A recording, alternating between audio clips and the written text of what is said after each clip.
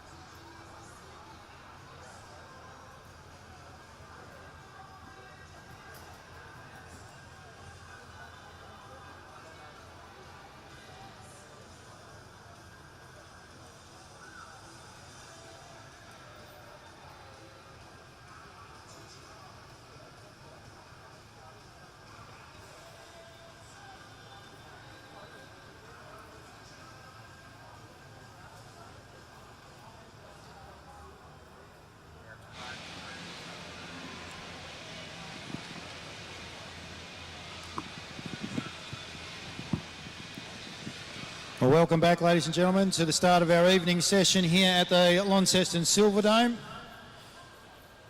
We'll be getting underway with event number 36 on the program, which is the combined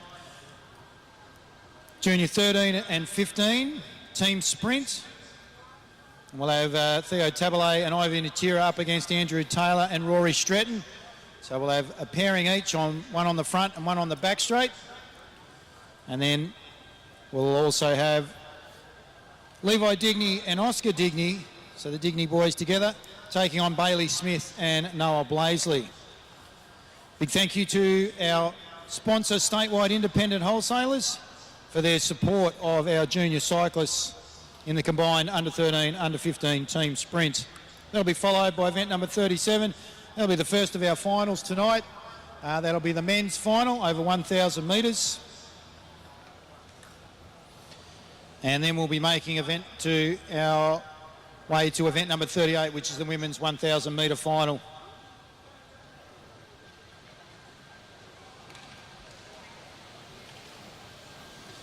Those of you that haven't had the opportunity, or cyclists and support staff haven't had the opportunity, don't be afraid to pop over and see Velo Pro. They're all about helping you get the most out of your track cycling experience, or you can go and visit the website. But they're inside, down here, just inside the velodrome itself, just near the vending machine. So velo/pro.com.au. Then we'll be going to the finals of our under-13s, under-15s, under-17s, over 1,000 metres. And then a big one, the Masters Wheel Race, followed by a real novelty event, ladies and gentlemen. Looking forward to this. We're going to have a bit of a novelty relay where we'll have the following mascots. So Policeman Sam, Policeman Kate, Slip Slop Slad Sid, Dougal Baird, Subway Man, Rambill Man, Hogster and the Devil. And they're going to be involved in a relay, and it's going to be a handicap relay. So interesting to see what they do. And they're all representing a different entity. So Tas Police with the policeman, Sam and Kate, Tasmanian Cancer Council with the Slip Slop Slab Sid, Relay for Life Cancer Council with Dougal Bear, Subway Man obviously Subway, Rambuild Sheds, the Hogster, which we saw before, not so conspicuous or inconspicuous. So from Hog's Breath, and the Launceston City Soccer Club will have the Tassie Devil representing them. And some of them are already down here on the infield. So we can see Hogster over there, Sid's Slip Slop Slap Sid. And I think the Bear is over there as well. So Dougal Bear is there. If we could have a couple of holders, please, on the back straight and the front straight for our under-13 and under-15 team sprints. Be greatly appreciated. So a couple of holders, if you can make your way, please. So we need two either side on the front straight and the back straight. Friendly reminder to our riders, if there happens to be an accident on the track, can you please try to make your way up above the blue line in order to be able to not add to the carnage or create another addition to our injury list. We want to avoid that where possible. A big thank you to Medical Rescue for being in attendance tonight and supporting us here for the running of the Launceston City Carnival.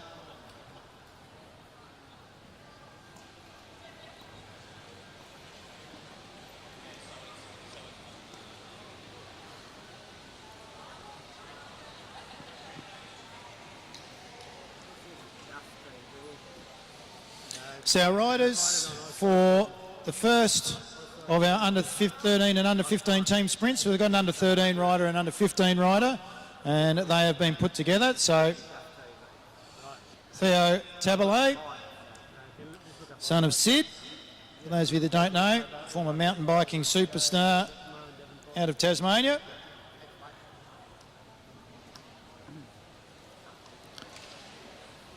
He's making his way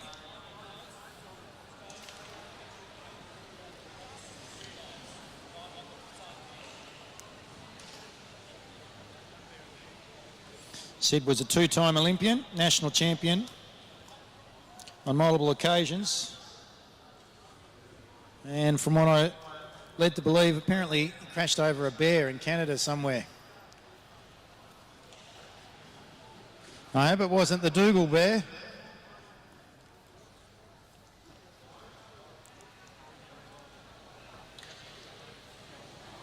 There we are, we're getting all our mascots in, so that's good. I'll bring a bit of brevity to the Silver Dome this evening. So on the front straight we have Theo Tabalay and Ivan Atira. And on the back straight we'll have Andrew Taylor and Rory Stretton in the under 15, under 13 combined team sprint.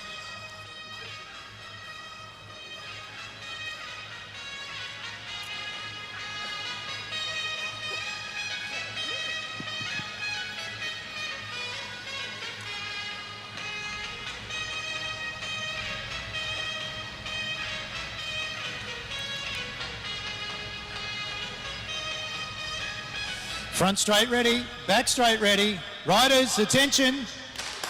And we're off our way. A red rag to a bull, away goes Mr. Tabalay with Ivan Atira in pursuit. Around the top bend they go. Andrew Taylor and Rory Stretton are making their way down the back bend. Andrew Taylor's really got Rory Stretton hot on the hills and they're working really well, so they're going to drop one rider. Theo seems to have lost Ivy at the moment, so Ivy's doing a hell of a lot of work by herself. I'd say Andrew Taylor and Rory Stretton have just got the lead at the moment. He rolls off now, does Andrew Taylor. Away goes Theo and Ivan Atira versus Rory Stretton. So you'll notice that Rory will finish on the far side of the track. Ivy's got to finish here at the finish line. At the moment, it looks like, it's neck and neck. Maybe Rory Stretton. This is going to finish down the back straight. Ivan Atira. Rory Stretton, I think, just got there. So well done to the team and Andrew Taylor and Rory Stretton. Ivan Atira coming across the line in partnership with Theo Tabalay. Well done to our juniors, and a big thank you to statewide independent wholesalers for their support of our junior riders in the combined under 13, under 15 team sprint.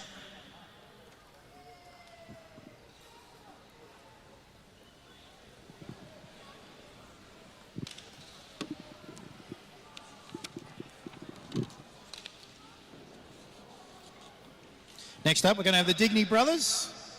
They'll be riding on the front straight. And on the back straight, we'll have Bailey Smith and Noah Blaisley. So this is going to be a very tight contest.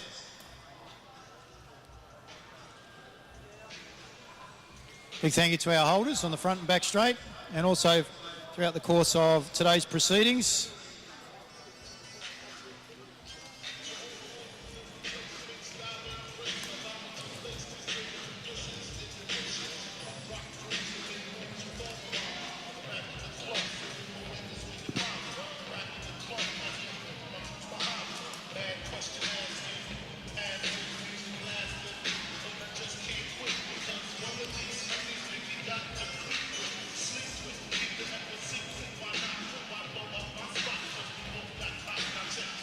Back straight ready, front straight ready. Riders, attention. And the second of our statewide independent wholesalers combined under 13, under 15 sprinters, the Digney brothers. Away they go at the moment. And it's Oscar at the rear, Levi leading them out. They head down that back straight. This is going to be a close contest. Bailey Smith leads Noah Blaisley. Heads down the front straight. And I'd say the Digney brothers are up at the moment. So Noah Blaisley's got a bit of work to do once Bailey Smith comes off the front. Levi leads his brother Oscar, and he gets up out of the saddle now. Away he goes. This is going to be very close. They both go round the bend. Oscar Digney, I'd say, might be a bike length in front. Noah Blaisley coming home with the clappers. They've got to finish on the opposite sides of the track. Here comes Oscar Digney now. Coming around, working that bend nice and hard. Noah Blaisley finishing in a blaze of glory, and he's going to get there.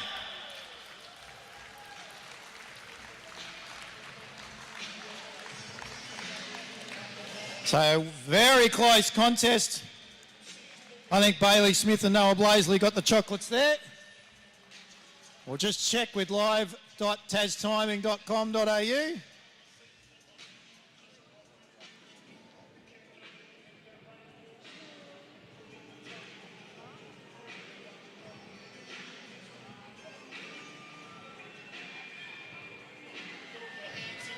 What'd you get, Mark? Which one? Was it kicking or was it racing on the far side?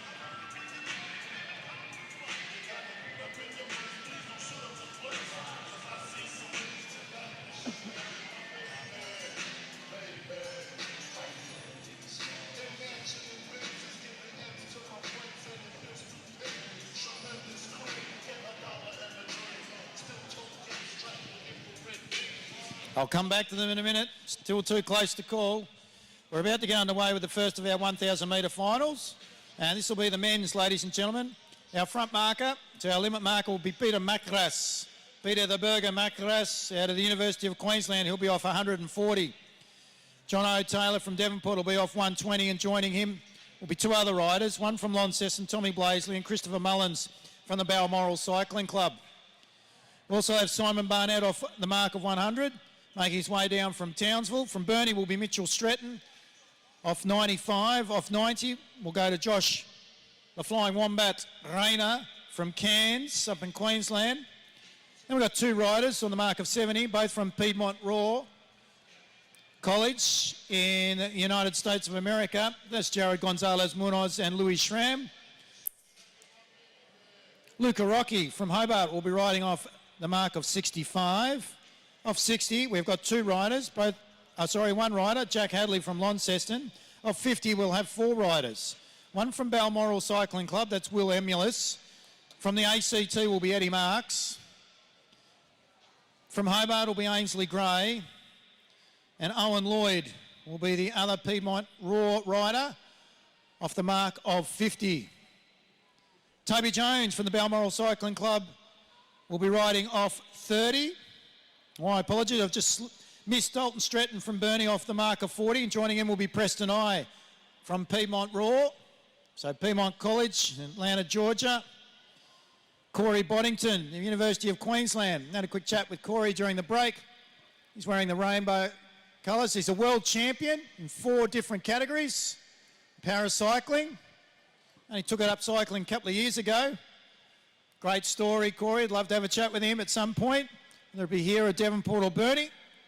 He'll be able to talk us through. One of those being the kilo. So, right up his alley, this 1,000 metre men's final. Josh Nixon will be off the same mark as Corey Boddington. Mark of 25. Then we go to our back markers. Joshy Duffy, Launceston boy. Had a good chat with Mum Annie. She's not so sure about the moustache though, Josh. Tend to agree with it. And Sammy Gallagher, Blackburn, Victoria. He'll be riding off the scratch mark. We're still looking for some riders. Holders, please.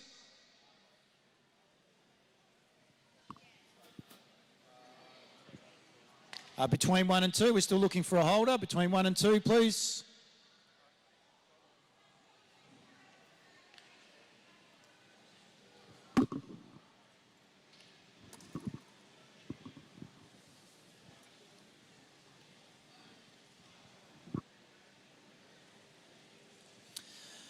Front straight ready, back straight ready. Riders, attention. They're off and racing. In the 1,000 metre men's final, riders will come through. Macras leads them out. Ron Bonneville right in behind him. Then we go back to Tommy Blaisley, who's showing some good form early in the season. John O'Taylor. Then we go back to saddlecloth number 28 coming through. Chris Mullins. Look at our back marker starting to work hard. Look at Sammy Gallagher jump on the back there. Away they go. He's motoring around at the moment. They've done some work for him early. He's coming around nice and hard. Will Amulis is just in front of him at the moment. It's Tommy Blazer leads him through with 2 to go. Bonneville, they're a little bit disjointed at the front. Back markers are coming through nice and solid. Edward Marks leads them through. Will Amulis around the outside. Here comes the big fella from Victoria, Blackburn, Victoria. He's fast on 2 wheels, whether it's got a motor or his own personal pistons. That's Sammy Gallagher. Look at Gallagher come through now. Still leads Tommy Blaisley. Around the outside goes Louis Sham. Bonneville's pushing wide. All right, here comes Sammy Gallagher. He's been pushed nice and hard there by Preston I. Goes right around the outside. Marks on the inside. Gallagher coming home. Marks, ACT. Look at the Piedmont rider. Sammy Gallagher gets there.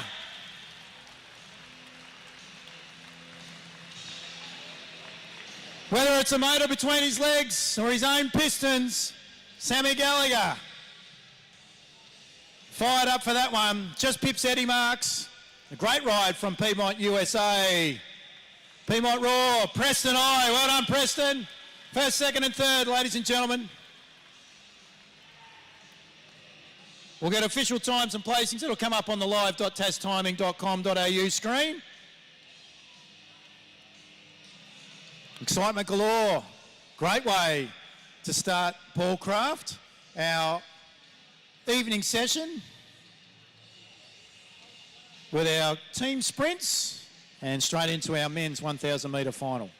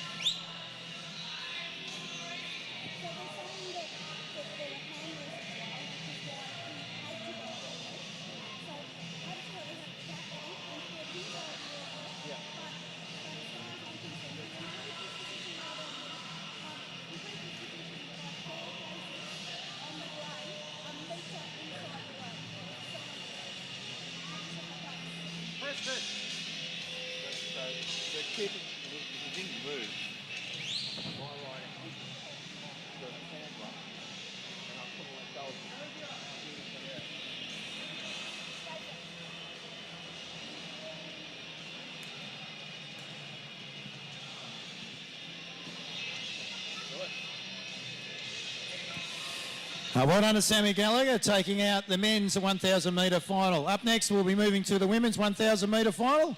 And taking the call this time will be Mr. Paul Craft. Well, a very exciting 1,000 metre for the men's, and equally anticipating the 1,000 metre final for the women. Your back marker, Christina Clonan, off a mark of 10 metres. Lauren Perry, Launceston's own, of 15. Mackenzie Milne off 20 metres. Felicity Wilson Heffernan off 35 metres. Emma Frost from America, 50 metres. The Malaysian Si Hoi Neo from Malaysia is off 65, wearing the all black. Ella Liang, the Queensland, the junior, representing at Junior Worlds, winner of the bronze medal, 70 metres. Madison Smith from Queensland, 70 metres. Ebony Robinson, New South Wales, 80 metres. Kayla Baker, also from New Zealand, now residing in New South Wales, 115 metres. The Canadian Lizanne Wilmot on the pink bike, and she starts with 125 metres. Sunny McEwen, 130 metres from Launceston. And your limit rider, 135, Sybil O'Rourke.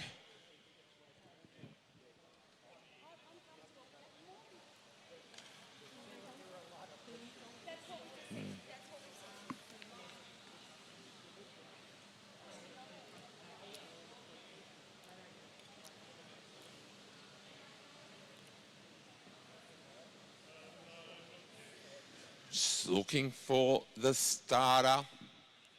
The Chief Commissaire has indicated that they are not ready at this moment in time, so relax, riders.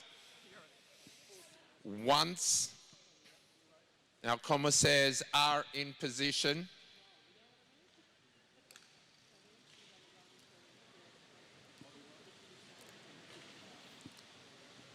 and still just waiting for the nod from the Chief Commissaire. A strong field, Christina Clonan from Queensland. In front of her, Lauren Perry. Then the New Zealander, Mackenzie Milne.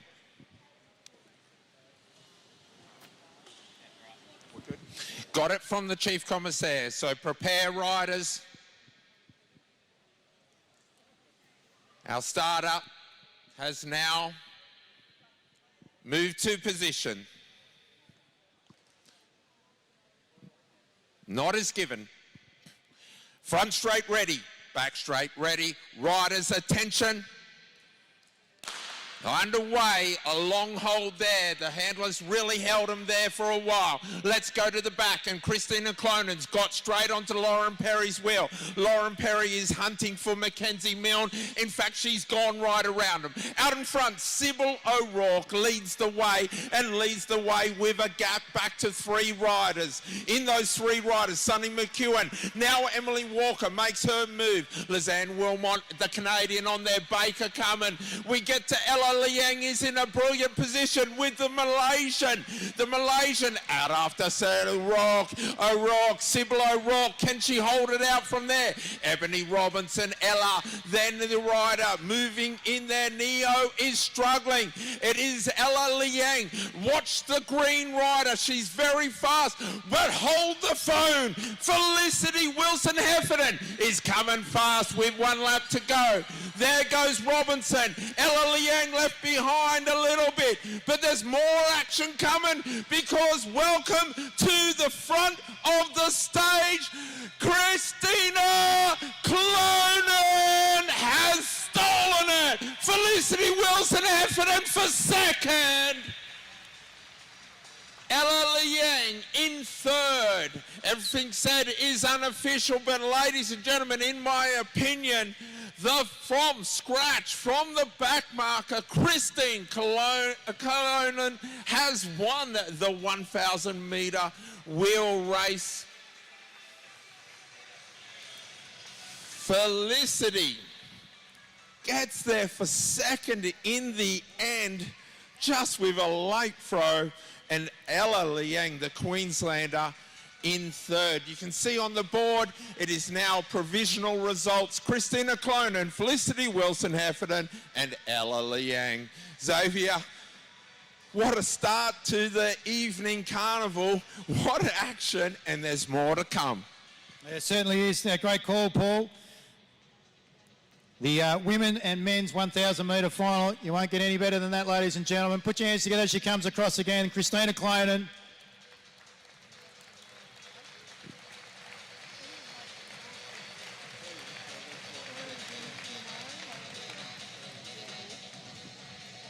Up next, we're going to be moving to the Hog's Breath and Velo Pro 1,000 metre Lightning handicap final for our under-13 riders. So under-13 riders will be making their way to their marks very shortly. And that'll be Theo Tabalot will be off scratch. Bailey Smith will be off the mark of 30. Levi Digney off the mark of 10. And Andrew Taylor off the mark of 50. That's brought to us today by Hog's Breath. You see the Hogster over the other side there, just getting himself ready for our Novelty relay a bit later on in tonight's program. And velopro.com.au. Get the most out of your track cycling experience. So visit Velo Pro, velo-pro.com.au.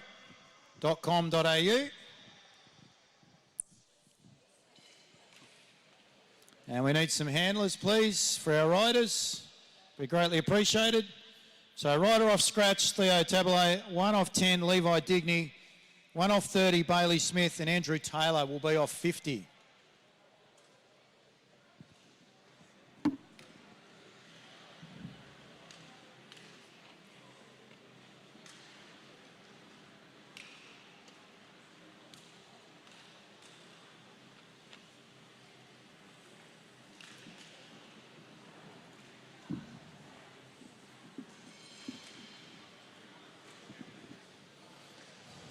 Following our 1 to 13, under 15, under 17, 1,000 metre finals, we will have the Masters wheel race. Winner from last year is in attendance, Peter Macras.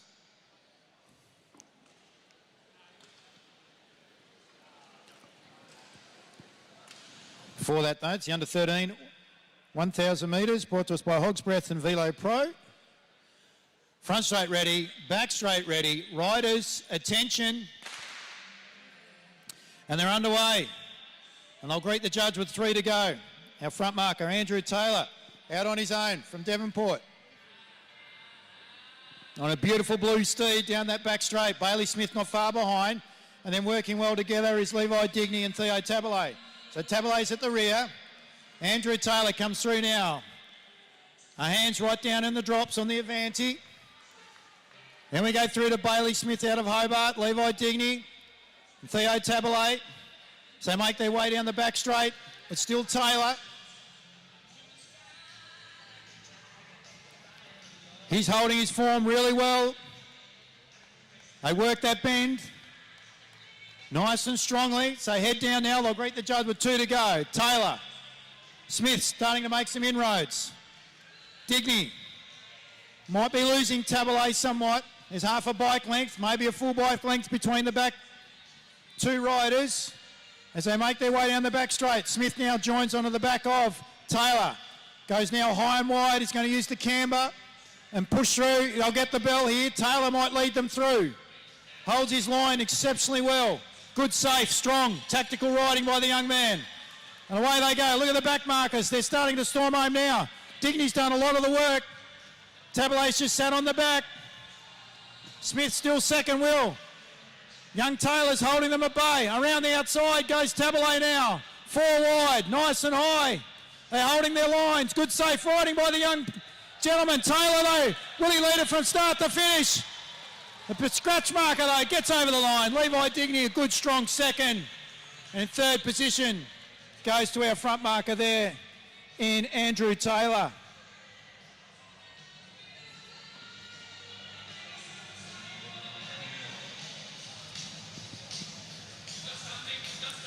.144 flat for Theo Tabalay. Levi Digney in 2nd position. Andrew Taylor 3rd. Bailey Smith rounds out the field. Put your hands together, ladies and gentlemen, for our Hog's Breath and Velo Pro riders in the under 13 category.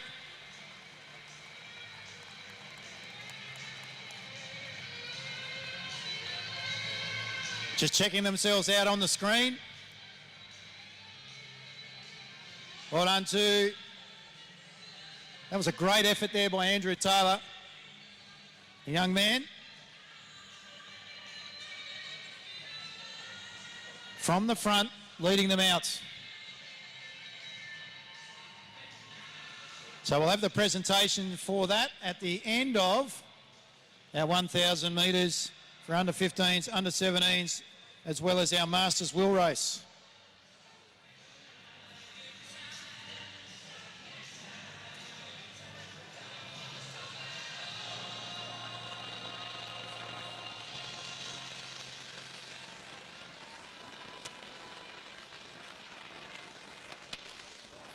We have handlers out, please, for Oscar Kieran off the mark of 115. Rory Stratton off the mark of 100. A handler for Oscar Digney off the mark of 80. And rider off scratch, Noah Blaisley. This is the under 15 1,000 metres.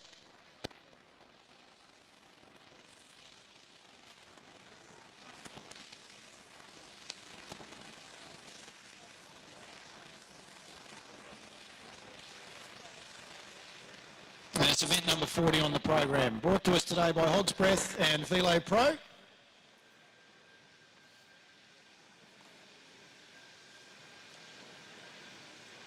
Things are starting to heat up here in the Velodrome.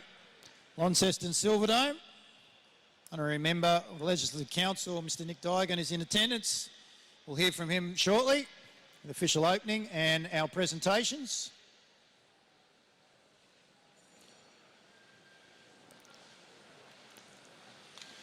Front straight ready, back straight ready. Riders, attention.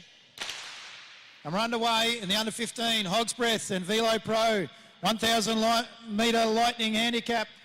And this is the final. And it's Natira that leads him out off the mark of 115.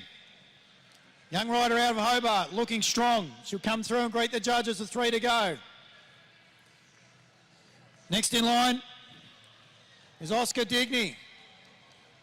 Been re-handicapped, and he's been chased down by Rory Stratton. Noah Blaisley goes right around the scratch rider. Rory Stratton, and also Oscar Diggy. He's out after the Natira. She's going to greet the brunch. With 2 to go. She's still leading. With 2 to go. Blazey's got her in her sights. Look over the right shoulder. Diggy and Stratton are now working well together. They head into the top bend. Natira still leading. Blazley knows he's possibly got the power. Holds his line nice and wide. He's waiting for Stratton, Digney to kick. Natira's going to lead them across the line. They'll get the bell. Stratton, hot on her heels is Oscar Digney. 3rd and 4th wheel respectively. She gives him some space. He takes it from underneath. He goes out after Ivan Natira and Noel Blazley down that back straight. So Digney now has scooted away from Stratton. High and wide. Natira down on the inside. But ladies and gentlemen, Noel Blazley, the local lad, will take out the 1,000 metre. Digney for 2nd. I think Ivan Natira might have snuck in for 3rd there. Their front marker off the mark of 115.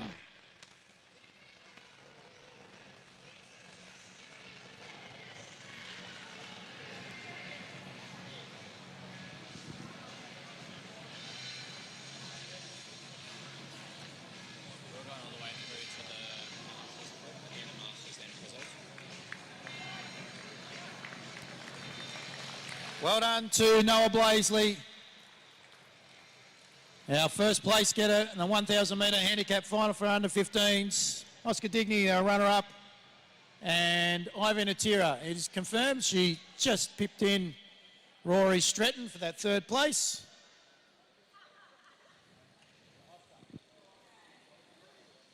Handlers, please, for our following riders. So Ellie Waldock will be riding off the mark of 75. Off 55 is Tim Coombs. Oscar Pither off 25. George Mulhern will be riding off 20. Fletcher Mason off the mark of 10. And Sid Natira will be riding off scratch. Actually, I don't think Sid is out there. Scratched. And looks like he has been scratched, so Sid won't be there.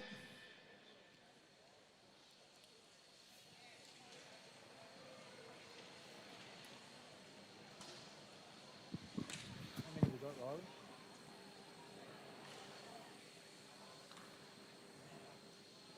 Only got 4.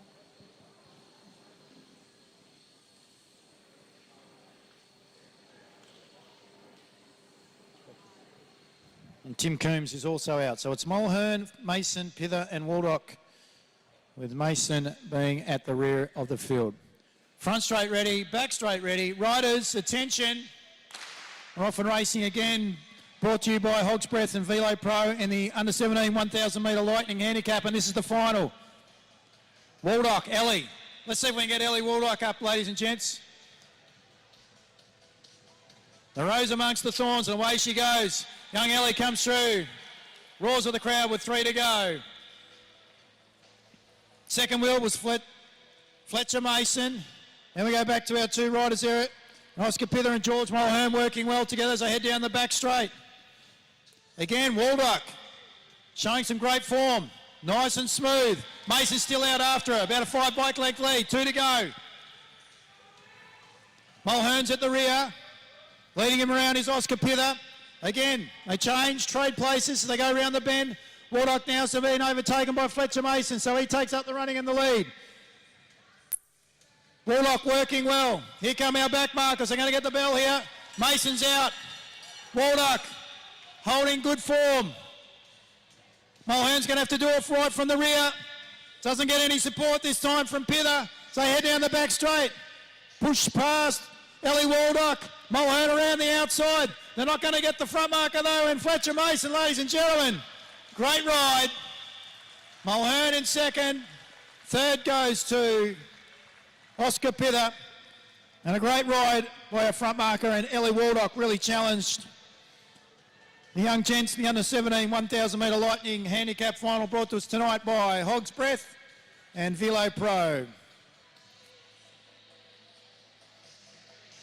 Some exciting racing to start the evening session.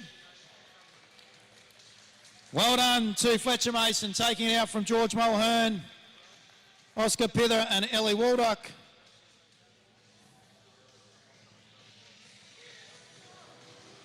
Next up, we're moving to, I think, which is the richest wheel race for Masters in Tasmania. And that will be the Van Diemen Brewing Masters Wheel Race. Their riders will be as follows. 2 limit markers off the mark of 230, Lizanne Wilmot and Emily Walker. Last year's winner off the mark of 200, Peter Berger Macras. Andrew Moore will be off 185. James McKee off the mark of 170. Michael Dalton will be 155. Jean-Christophe Bonneville off the mark of 135, making his way into the final, 2,000 metre final later on this evening. First of the Taylor twins, John Taylor will be off the mark of 120 and saddlecloth 39. He'll be 20 metres in front of Brendan Simpson-Kidd off the mark of 100. Tim the Toolman Taylor will be off 85. Simon Barnett from Townsville, he'll be off the mark of 50. AJ Aaron Jones from Burnie, mark of 30. And then we have 3 scratch riders. Luca Rocchi, Hobart wheel winner. Jared O'Connell, Masters World Champion.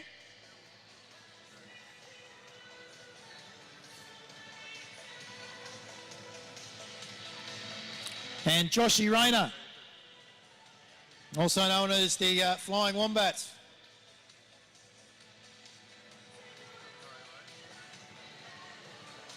Need some holders down the back straight, please.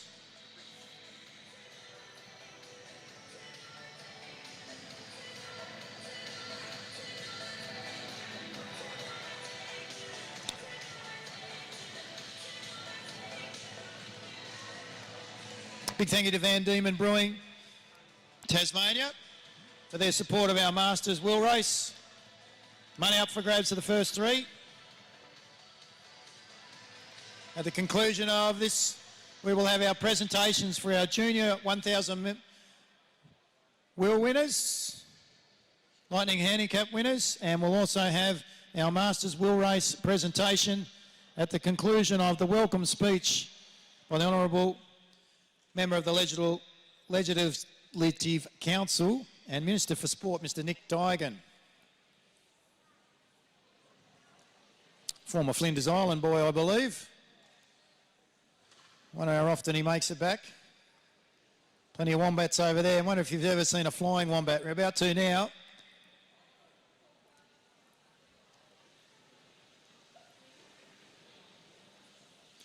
Front straight ready. Back straight ready. Riders, attention. And this is the big one, ladies and gentlemen. And we've had a pull.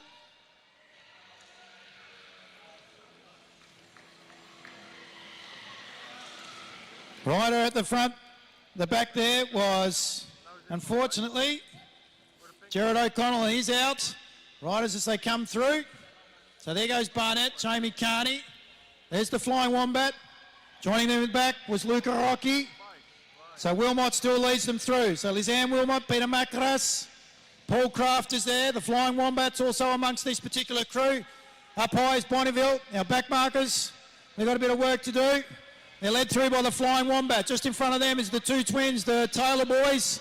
They're working hard there with Brendan Simpson-Kidd out of Launceston. We turn our attention to the front of the pack, and it's Paul Craft that leads them through. Next in behind him is saddlecloth number 29. That's Moore. Working hard is Paul Craft, Bonneville. They've sorted themselves out. Wilmot's heading off the back of that. Then we go back to, could be Eric Kakani at the back of this. Then Peter Macras, last year's winner. Is in a similar position in order to be able to finish off strongly. Emily Walker's there. She goes through, greets the judge with 3 to go. Aaron Jones brings through Luca Rocchi, Tim Taylor. Brendan Simpson-Kidd's hanging on to the back of that. Back markers have done their work. Rocky won the wheel, showing some good form. Brendan Simpson Kit's on the back of them. We're looking to see if we can get him up from Launceston. Moore leads them through. Then we go back to McKee, Bonneville, Wilmot, Macras. Back to Carney. There's Carney down the back straight. About to be rounded there by Emily Walker. Here comes Luca Rocky, Tim Taylor, and Brendan Simpson Kit. They're going to get the bell. This is going to be close, ladies and gentlemen. Andrew Moore's out on his own. Lizanne Wilmot goes. James McKee. Here comes last year's winner, Peter Macras, the Fat Banana, also known as Burger. Tim Taylor's not going to get there. No, there's Brendan Simpson Kit. Luca Rocky's out. Lizanne Wilmot now takes the lead. Here comes Burger, the Fat Banana. Lizanne Wilmot. Andrew Moore, but Lizanne Wilmot's got there. Peter, the Burger Macras. And Andrew Moore in the black has taken our third position, ladies and gentlemen. Put your hands together for the Canadian and St George Sydney superstar. Female rider on her trusty pink steed, Lizanne Wilmot, ladies and gentlemen.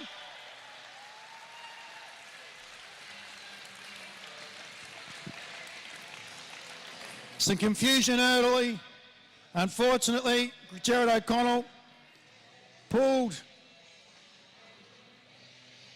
his clip-ins at the start.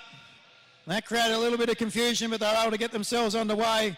And our front marker, limit marker there, and Lizanne Wilmot has taken out the Masters wheel race final, brought to us today by Van Diemen Brewing.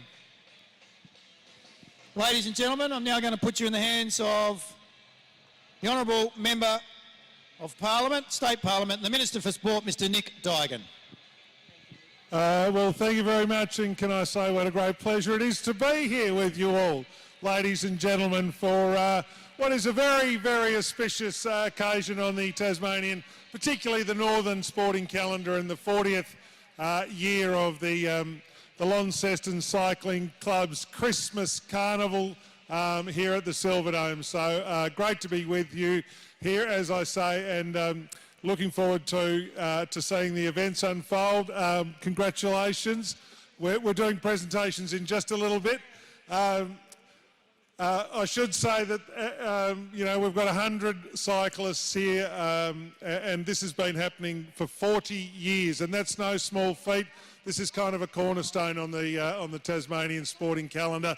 As we get athletes and we get families and we get supporters travelling here to Launceston to take part in the carnival here at Christmas time, and just so important that we have all of that, because of course here tonight, 100 competitors from all over around the world. I think we've got some world champions, certainly national champions, state champions, and of course our up-and-coming Tasmanian cyclists. And this state has such a rich pedigree in cycling, and so it's great to see those people coming through. And it's great to see the work of the Launceston City Cycling Club, who provide those opportunities for participation, but also those opportunities for progression and for pathway, whether it's participating here or further up the ladder into those elite echelons. So it's really important. These events matter. It's great to have you here to support this, and all the people from wherever you have travelled, whether you are here to compete or here to support, here to coach. We thank you for your participation, and we wish you a very safe, a very successful and a great carnival here tonight. So with that, ladies and gentlemen, with those few words, it is my great pleasure to officially declare, even though it's been going since 1 o'clock and I'm late to the party, but to officially declare the Launceston City Cycling Club Christmas Carnival officially open. So have a great night. Thanks so much for your participation. Thank you very much, Minister. Up next, ladies and gentlemen, we've got a novelty event that is about to occur. It's something we haven't done here before. And I'm looking forward to bringing or introducing you to each of our participants. So we're going to have a relay, a mascot relay. And that mascot relay will be as follows.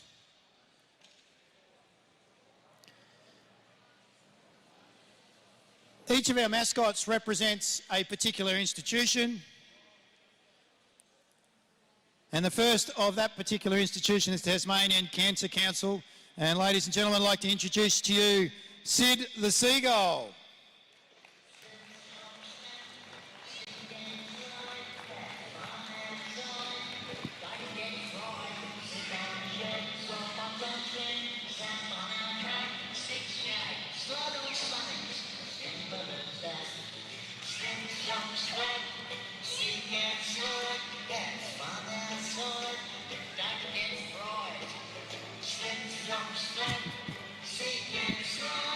All right, Sid loves to run. He knows the sun can be faster than him, but that's why before the race begins, Sid loves to slip, slop, and slap, and also he likes to slide. So Sid the Seagull is going to be off the handicap mark of 230.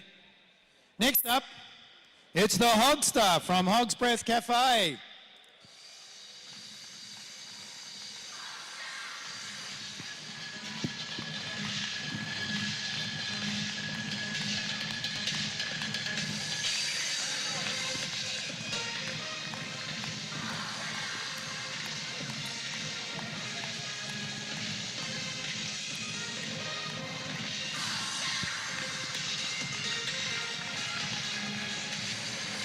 Every great race needs a cheerleader, and today that's the Hogster, ladies and gentlemen. Watch for him on the course, giving high fives, lots of encouragement. Once he's done racing, you might find him back down at Hog's Breath. And for those of you that wouldn't mind partaking, go to Willow Street in Launceston and join Hogster for a meal. Looking forward to that. Got his own tune too, the Hogster. Not bad. Next up, representing Tas Police. First of the Tas Police, Mr. Policeman Sam.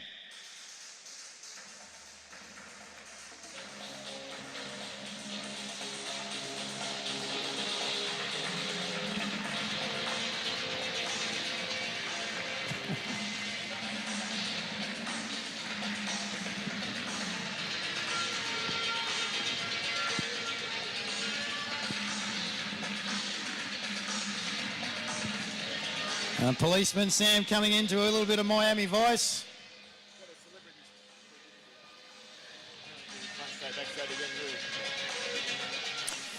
And Policeman Sam, I actually thought he might have been ushered in on a maybe some hydrofoil or something along those lines. We had a Miami Vice. Next up, ladies and gentlemen, is the Relay for Life and Cancer Council of Tasmania's Dougal Bear. Where are you, Dougal Bear?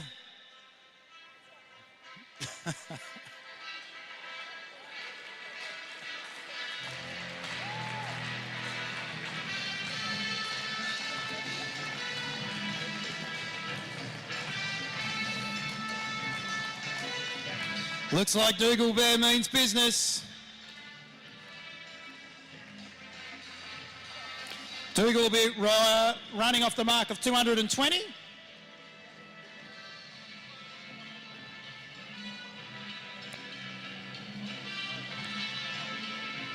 Good work, Dougal.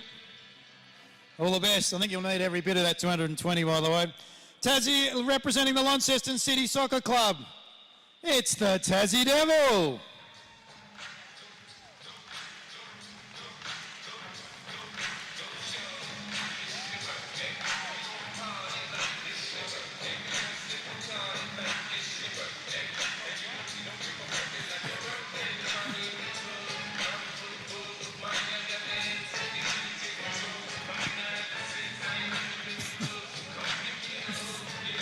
The Tassie Devil. You notice they've all got handlers, ladies and gentlemen. Anyway, the Tassie Devil will be riding off the mark of 210. Like the entrance, bit of 50 cents.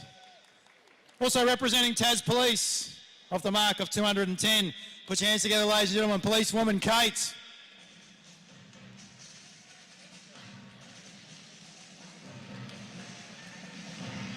We had Miami Vice. This is the A team.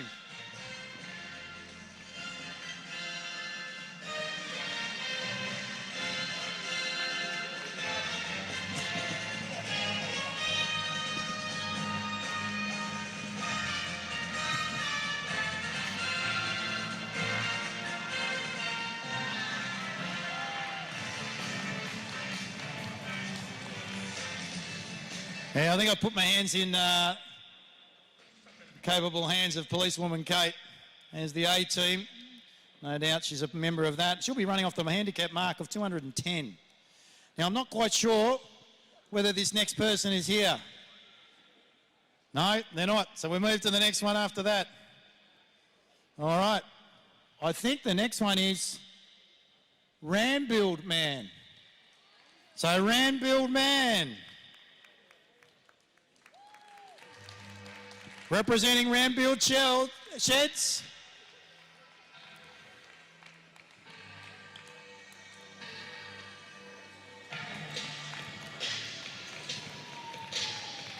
Bit of thriller for the Rambuild Man. Giving Christina Clonan and Lauren Perry a bit of a high five.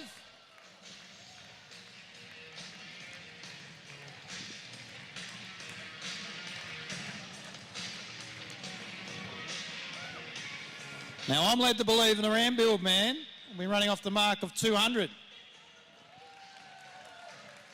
And I'm also led to believe he ran second in the Devonport Gift in 2013. So he's a real smoky. The muscles like that. No doubt those sheds get up nice and quickly. Last but not least, ladies and gentlemen, I believe we've got one more to come. Launceston City Soccer Club. Is that right? Just double checking.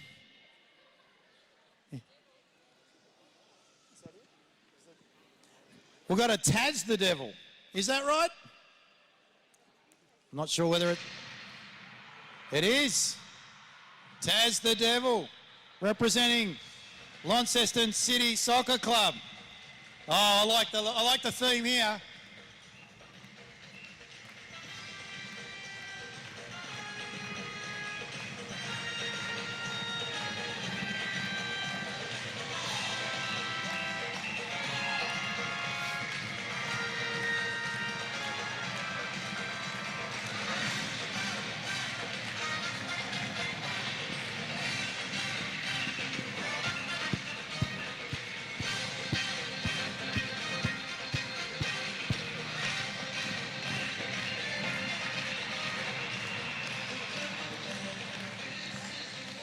Yeah, best one yet, the Cup of Life.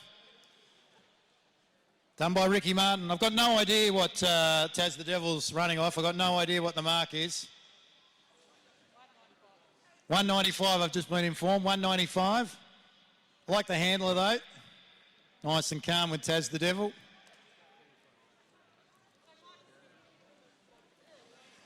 We also have a celebrity starter. So the Minister for Sport, Mr. Nick Dygan, is going to get them underway. And he brings out his little magnum. All right, I'm going to put you in the capable hands, ladies and gentlemen, of our starter, the Minister for Sport. They use them on Flinders Island, Nick.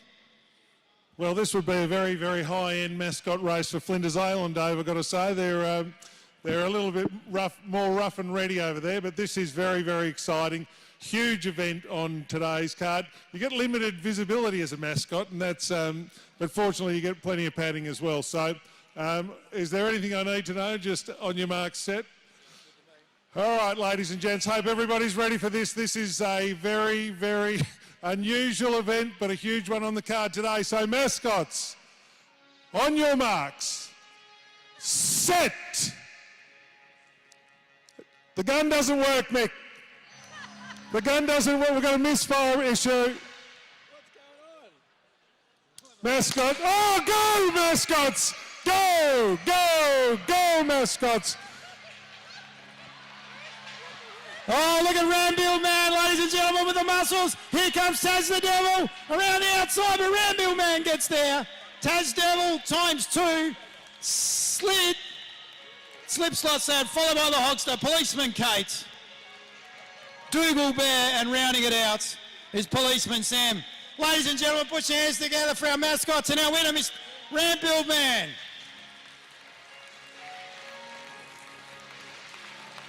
Is there any truth to the rumour, Rambuild Man, that you might have been involved in the Devonport Gift years ago? No, that wasn't me. Wasn't you?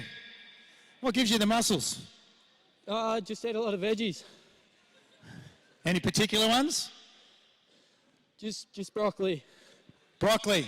Broccoli's also got an aftertaste too. Do you know what that is? Yummy. Yummy, that's right. Ladies and gentlemen, Rambill Man taking out the first of our mascot relays here, and a terrific event. We'd like to ask Rambill Man, and then we've got our two Tassie Devils, I believe. Is that right? That got second and third? And they're representing the Launceston City Soccer Club. So if we could have the two Tassie Devils come through, please. And if we can ask our 1,000 metre riders in the juniors, and the Masters will race first, second and third, if they can make their way, please, just to the presentation area. I'm going to ask our two Tassie Devils, second and third, if you could like to just stand up there on the platform for us on the dais. Where's Rambill Man? Hogstar, Policeman Kate, Policeman Sam, and Dougal Bear, can you come around here, please, along with Slap Sid? Where's Rambill Man? Oh, he's already up there. All right. Might just ask the Minister for Sport, Mr. Nick Digan, if he could represent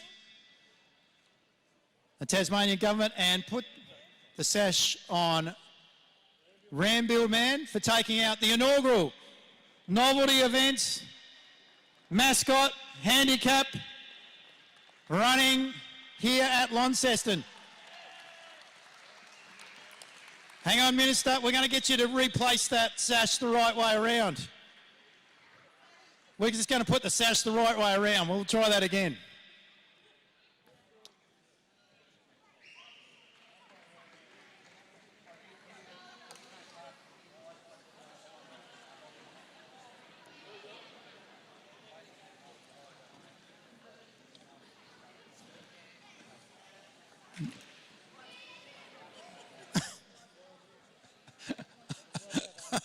I couldn't make this more comedic if we tried.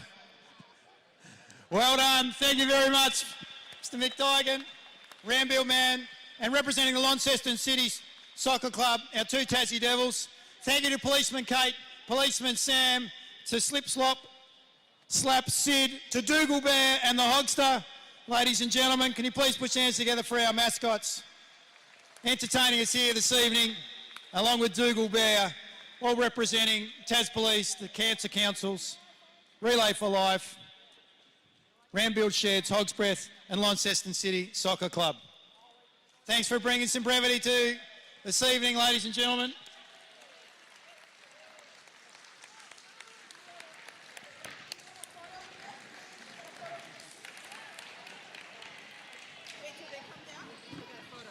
Next up, we're going to be calling our place getters for our under 13 1,000 metre Lightning handicap final. In third place, off the mark of 50 metres,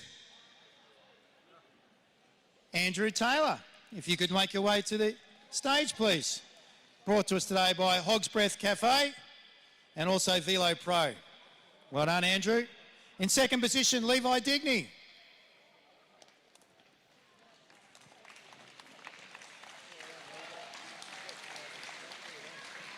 And our winner of the Hog's Breath and Velo Pro under 13 Lightning handicap over 1,000 metres. Please put your hands together for Theo Tabalay, our scratch marker.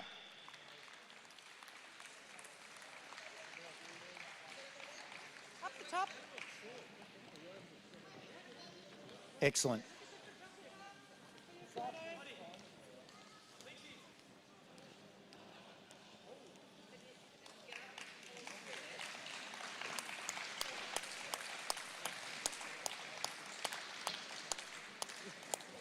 Well done to the boys in the under 13 1,000 metre Lightning handicap.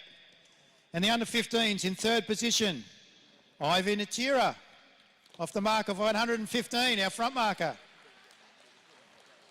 In second position, off the mark of 80, Oscar Digney. So both Levi and Oscar standing on the podium today. And our winner, off the mark of scratch, Launceston zone, saddlecloth number 81, Noah Blaisley.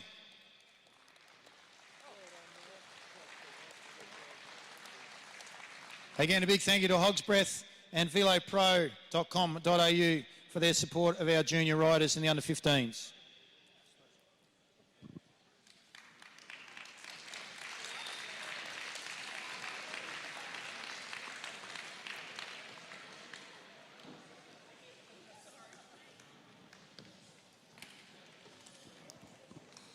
And our under-17 1,000 metre lightning handicap place getters in third place. Saddlecloth number 74 off the mark of 25, Oscar Pither. Second, joining him off the mark of 20, George Mulhern.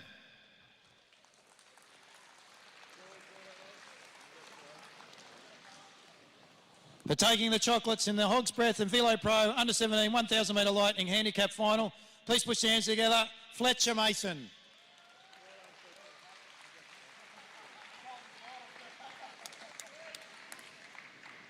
Good competition between these young gentlemen and this age bracket.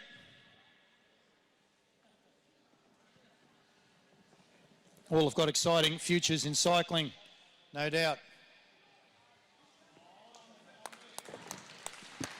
Should be going to the women's 1,000.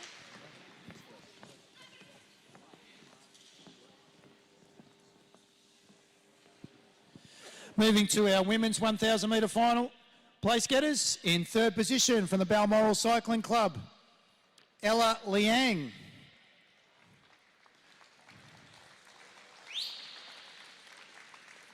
We might just hold that for a moment, Chanel. We'll go to the Masters and we'll call if Felicity, Ella and Christina can make their way across. Be greatly appreciated. Oh, they're about to ride, so we won't worry about them. All right, well, let's go to the Masters. So we'll go to the Masters. And in the Masters, brought to us today by Van Diemen Brewing, in third position, off the mark of 185, saddlecloth number 29, looks resplendent in black, very slimming, Andrew Moore.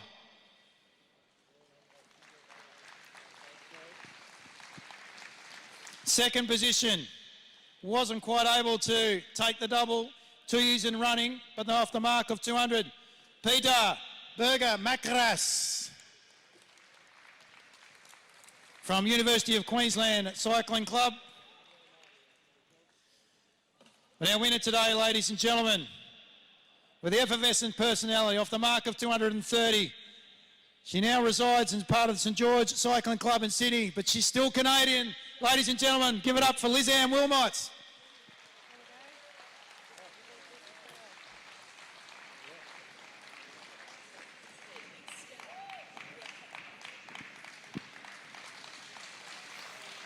We might ask Liz-Anne once she's presented.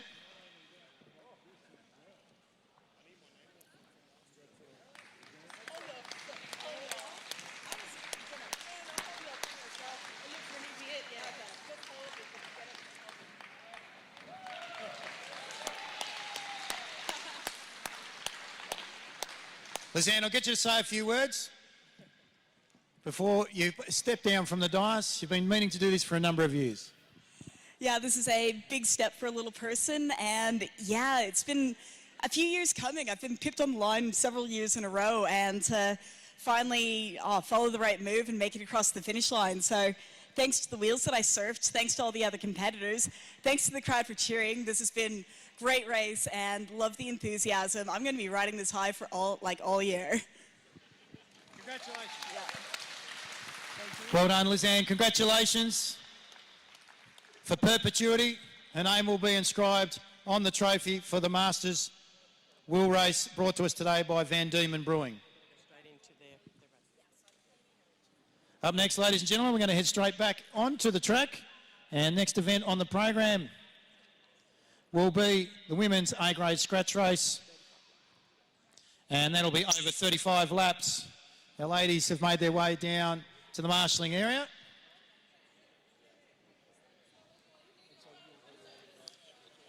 And we'll be getting underway with that very, very shortly. Prize money up for grabs for first three place getters.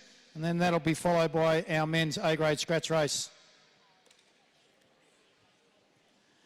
To call the women's A-grade scratch race, ladies and gentlemen, we're going to welcome back Paul Craft. Looking forward to this. I'd suggest that maybe Felicity Wilson-Heffernan might have a bit of an advantage considering the year that she's had not only on the track but also on the road, Paul. Yeah, junior world champion, Australian champion, all over the place. And what we've seen today in the surprisingly short 1,000 metre events, she's been really, really fast. I think this is going to suit her a lot better. But let's go through the field. The super fast and very impressive Christina Clonan. Lauren Perry, she hates to be beaten on home soil. Mackenzie Milne has been showing great speed. Odette Lynch has the endurance. April Pratty, Emma Frost, Ella Liang. Now, if Ella goes to the finish, you've seen a lot from her.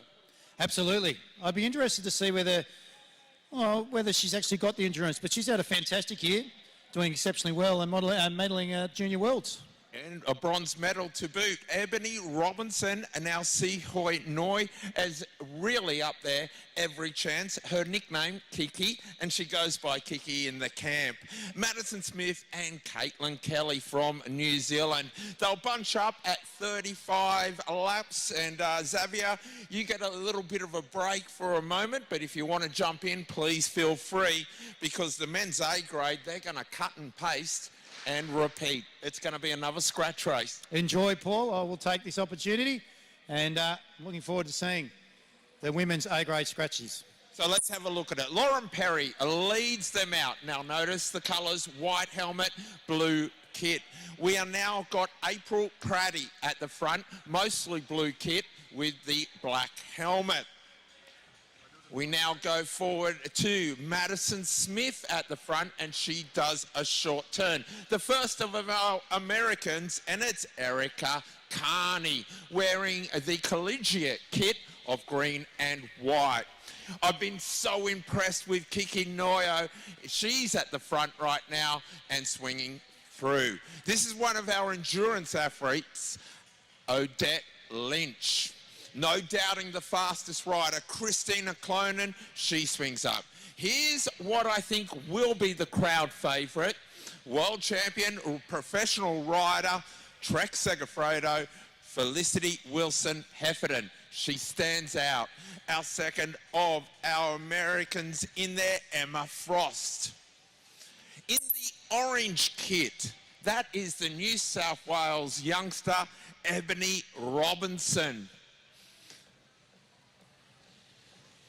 The one that a lot of people have spoken about, bronze medalist at the Junior Worlds only 4 months ago from Queensland in the aqua colours, Ella Liang.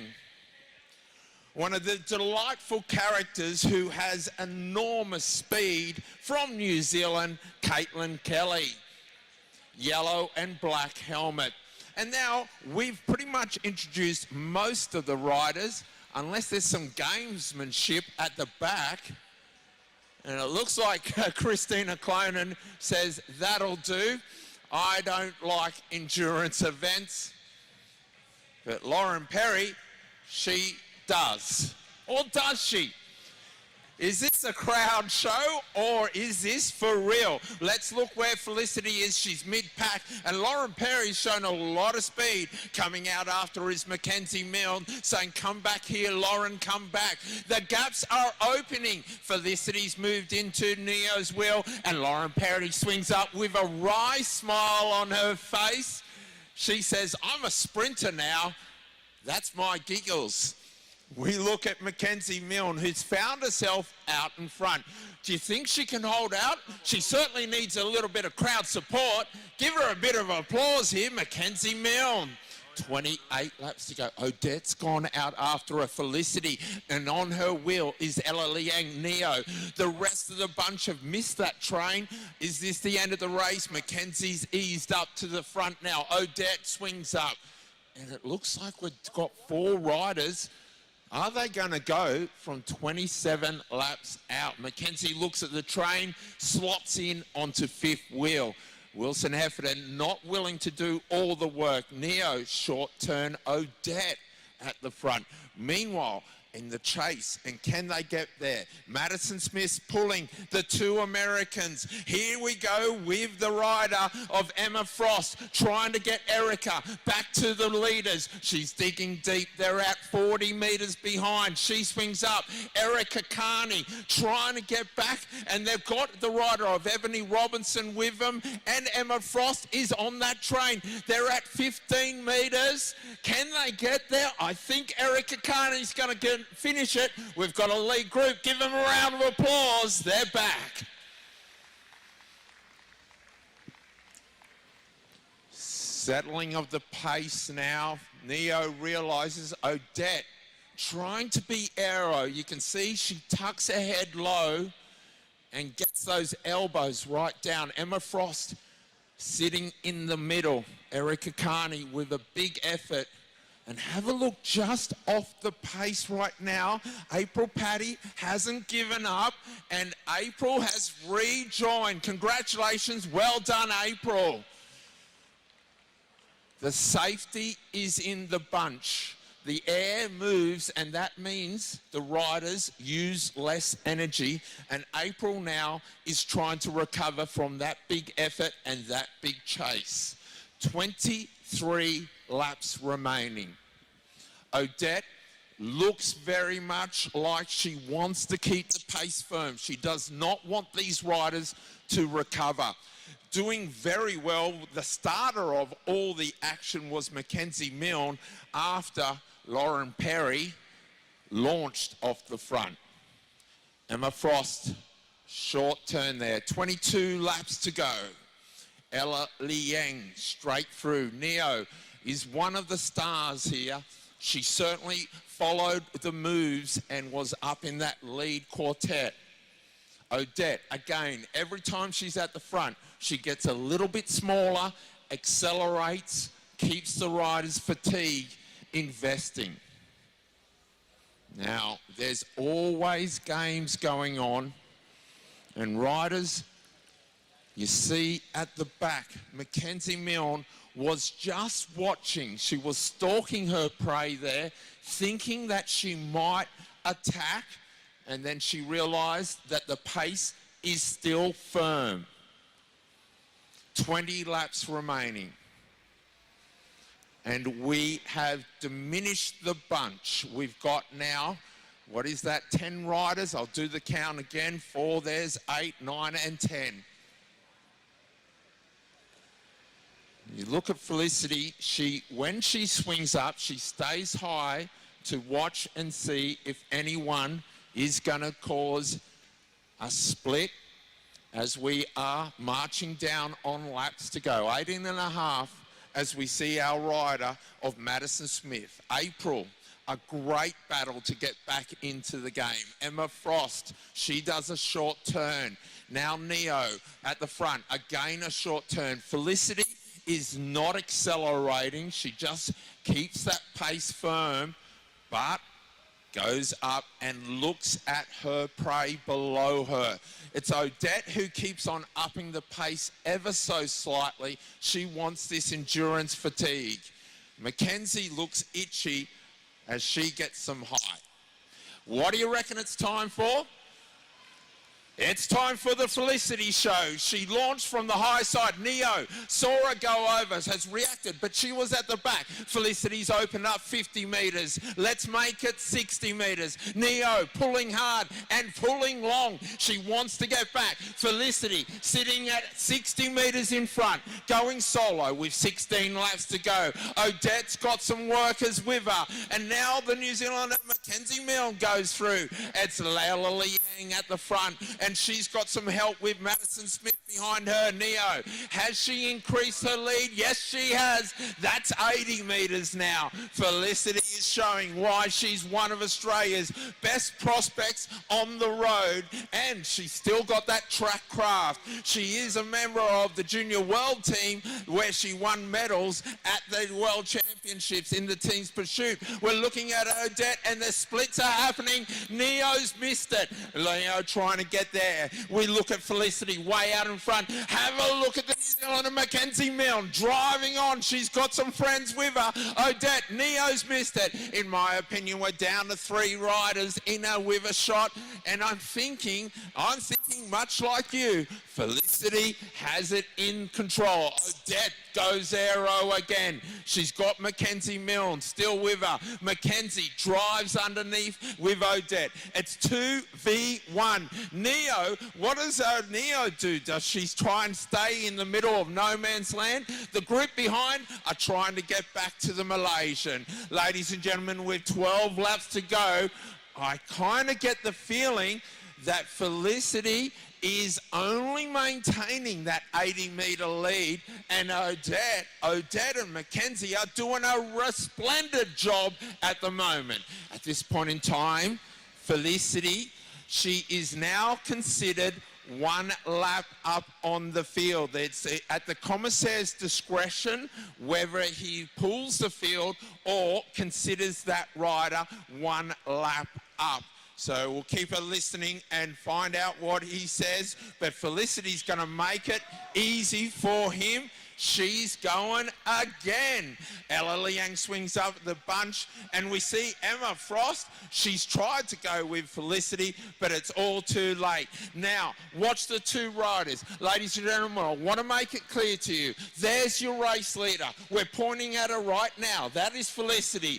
In second place at the moment is Odette Lynch, and Mackenzie looks tired. Odette is going for the bunch. She'll start to pick up the draft of the bunch, but Felicity has gone even harder. Ladies and gentlemen, she's now at least 90 metres in front of second place at 8 laps to go. Odette has lost her rider of Mackenzie. Mackenzie can't follow Odette. Odette is still trying hard. Mackenzie's coming back. Go, Mackenzie Milne. Where did she get this energy from? Ladies and gentlemen, it is very clear now. Race leader Felicity, a long way back, and there is Odette Lynch. Odette looks at Mackenzie. Mackenzie's head drops again. The 2 riders are in second and third. The rest of the bunch, they are 4th, 5th, 6th, and so on. I think you get the drill. Ladies and gentlemen, Felicity Wilson-Heffernan has lapped the field once. Do you reckon she can do it twice? I think the answer is yes. She's got 6 laps to do it.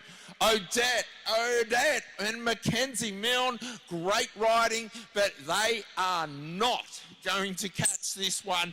And at this moment, Felicity, she's doing it for you. She's showing you how strong she is.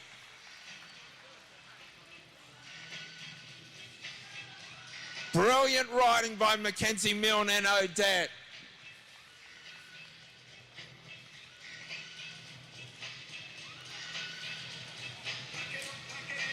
Ladies and gentlemen, there she is again, Felicity Wilson-Heffernan. Felicity sees 4 to go. Now, Mackenzie sees 4 to go. The bunch will also be given there we go, they've gone to the race leader, Felicity. Ladies and gentlemen, there will be no 4th place today. We are down to the cream, and it is 3, and Odette and Mackenzie are conceding. They will not chase. They are racing for 2nd and 3rd. 2 laps to go. What do you reckon? Do you reckon Felicity needs to lap him? No, she doesn't. Will she lap him? Maybe. She's running out of time. I don't think she will. Mackenzie says, not today, Felicity. We're here 2 to go. But the bell will ring for Felicity Wilson-Heffernan. She's got 3/4 of a lap. She's got half a lap. She's settled. She says, no, I am not interfering. The winner of the race, Felicity Wilson-Heffernan. Now let's focus on second. Odette is on Mackenzie's wheel. Odette high. Odette waiting. They got the bell. Mackenzie gets out of the saddle. Odette allows a bit of a gap. Ladies and gentlemen, this is the battle for second. Odette gets to the hip. She's to the bottom bracket. They're side by side, side by side. The fight. Odette Lynch second.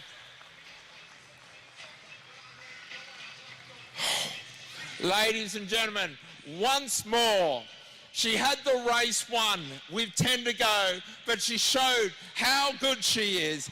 Give it up for Felicity Wilson Hafferton.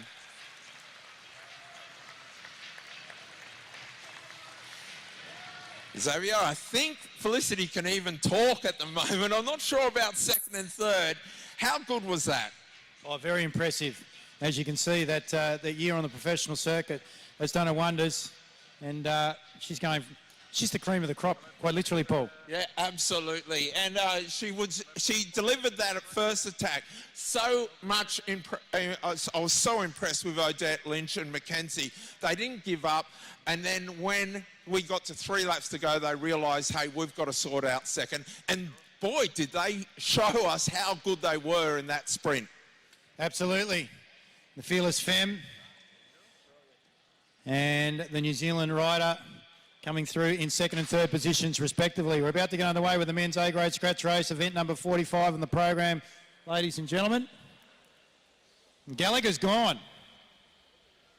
And I think that might be Dalton Stretton that's joined him.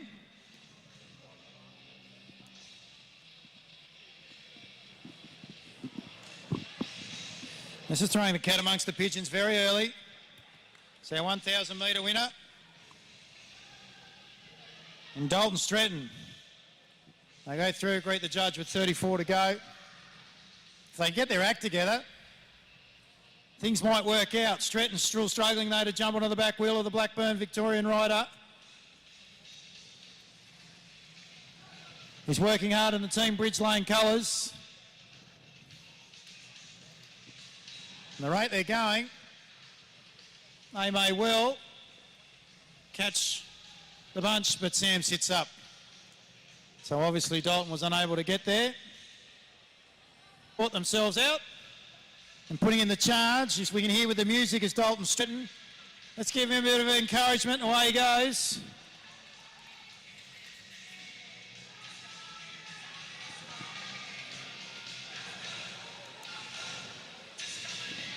Frizzley in that pursuit position.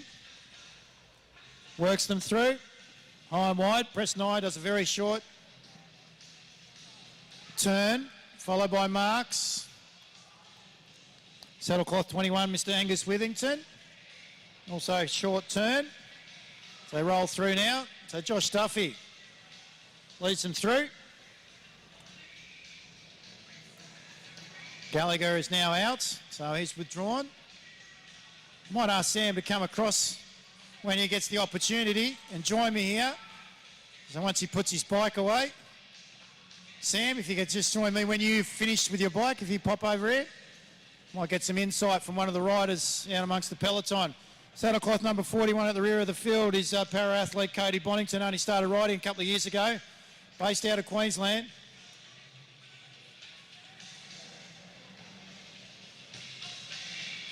They're starting to whittle away now at that lead that Dalton Stretton's got. Second wheel going through is Owen Lloyd. I've got to give the Piedmont Roar the college team, and he's starting to sit up.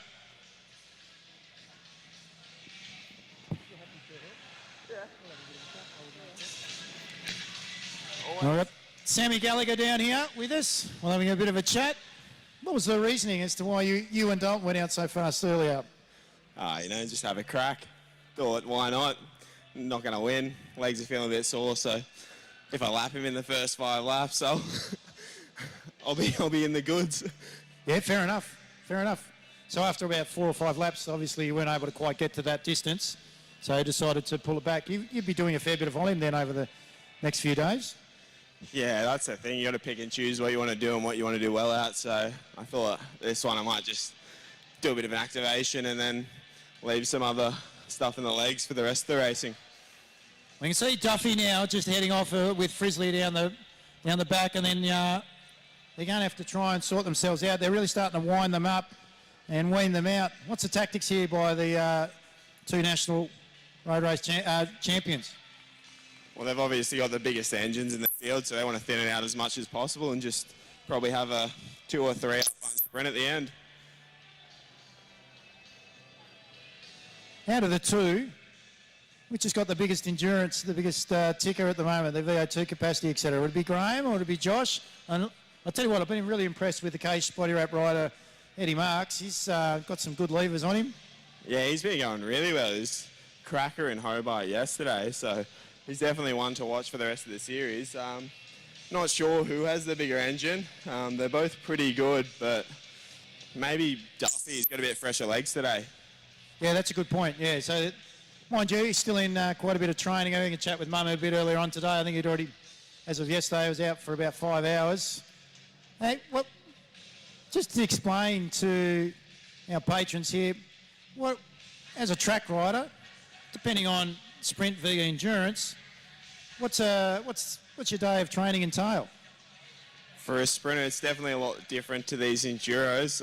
This is probably the most volume I've done in months. Most of our stuff is short and sweet and a lot of gym, where the enduros are 5 hours. I don't know how many hours they're doing a week, a lot more than I'd like to. But they do a little bit of gym maybe once a week or once every 2 weeks. They're usually just sticking to getting that volume in. Well, they've really started to thin it out, and obviously that volume's come to the fore here. So we've got one of the college riders coming through. So that's Preston I. Didn't ride yesterday, was a little bit under the weather. So Toby Jones, Josh Stoffy, Marks, saddle cloth 38 off the top of my head. I think that's right. That's Jack Hadley. I was right. So young Jack Hadley, also involved, local boy here from Launceston. So really thin the field out, as you mentioned before. Now, I want to ask, you love two wheels, whether it's got a motorised engine, combustion engine between your legs, or you're using your own little pistons yourself. What are you getting up to as part of your hobby at the moment? Oh, I just take my motorbikes out to the local racetracks up in Queensland and give them a spin and see how fast I can go, pretty much. So you've moved to Queensland? Yeah, I moved up about a year ago. Just some better opportunity with the sprinting. There wasn't too many other Vic sprinters, so sort of had to make the decision to, if I wanted to keep having a crack, move up there and push for going faster. So are you a full-time athlete, or are you also managing this with a little bit of part-time work? I work full-time as well as trying to train. Rent's not cheap, so you got to make ends meet. So yeah, work full-time and then try to fit in training around and fit work in with it all. Are you still sponsored by the VIS as part and parcel of still moving up to Queensland in order to be able to attain your progress with regards to your professional sprinting career? Oh, they still help me out a bit, but not officially. So I know they've helped me out for that many years. I'm always happy to wear the kit, and it's a nice kit, so it saves me buying more. Fair enough. Toby Jones looks like he's dropped off the back there with Preston I. So it'll be down to 4 riders, 2 cage body wrap riders. So that's Marks and also Graham Frisley. He's in the US colours at the moment. Jack Hadley's the one between those two, and then Josh Duffy's just gone to the top. They'll greet the judge with about 11 to go. What's the expectation here? Is it every man for himself now, or are they just going to continue to roll out and make sure that everyone gets the opportunity to take a turn? Oh, I think definitely Graham and Duffy will be turning the screws now and just try to make sure nobody has any punch in their legs. But I think it'll be a battle at the end between all 4 of them to see who has the most for the sprint at the end. Yeah, Jack looks pretty fresh. He actually looks quite calm and collected in and amongst these boys. Same with Eddie Marks, as you mentioned before. He's been rather impressive.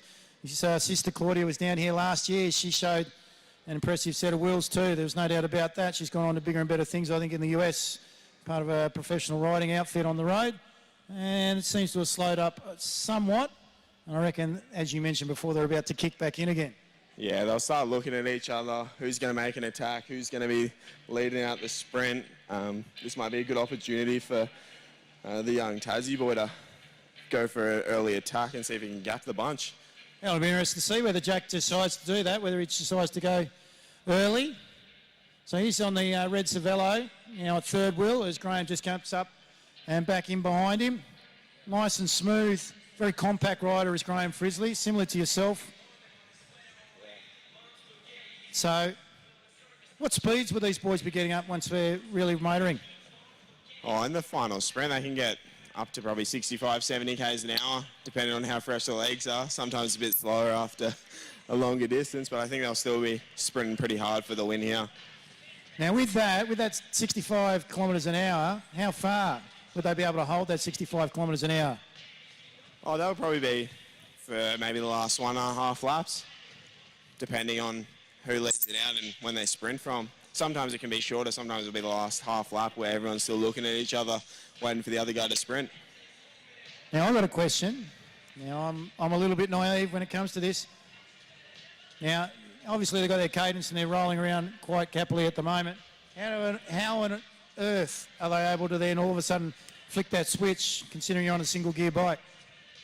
Oh, you just always leave a little bit in the tank to give it an extra push and just jump out of the saddle and see what the legs hold. Sometimes you can't give it that extra push. All right, well, let's see who can actually give it that extra push. So Jack's still hanging in there. He's off the back at the moment, so head down that back straight. Marks is in third wheel. He's got the white disc. Josh, second wheel.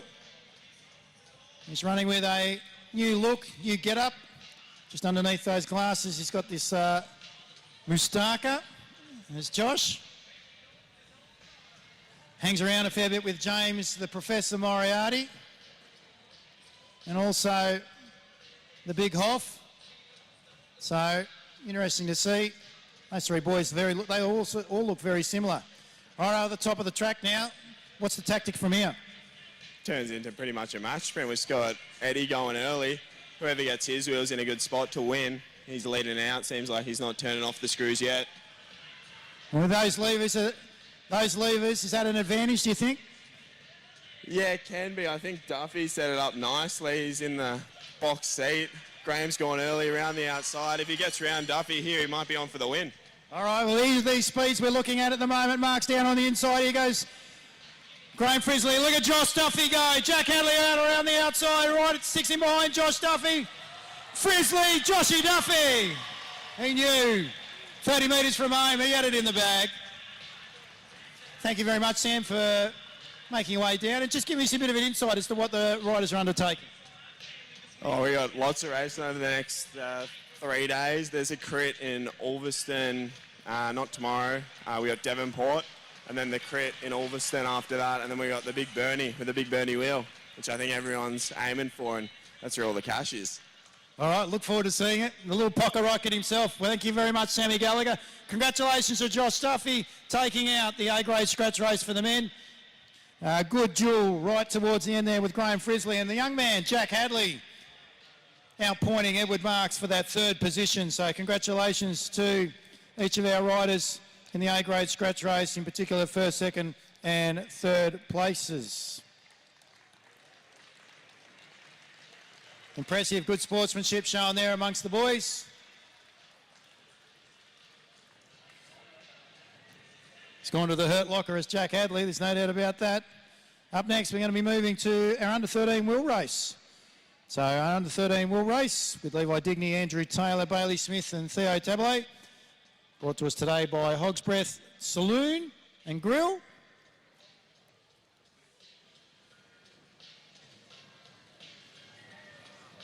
That'll be followed by our under-15 wheel race final. Again, involving our under-15 riders, Ivan Atira, Rory Stretton, Oscar Digney and Noah Blaisley. And the marks for our under-13s and under-15s are as follows. So Theo Tablet will be riding off the mark of scratch in saddlecloth number 90. Levi Digney will be off for 15. Bailey Smith will be off 40 and Andrew Taylor in saddlecloth number 93 will be off 75. So if we could have holders to those marks, please, be greatly appreciated. They're not the right marks, we'll get the updated marks. They are the right marks. Oh, do you know why? Yeah. That one. You're on that one. The next one has changed. Yeah, so it is fun, yeah.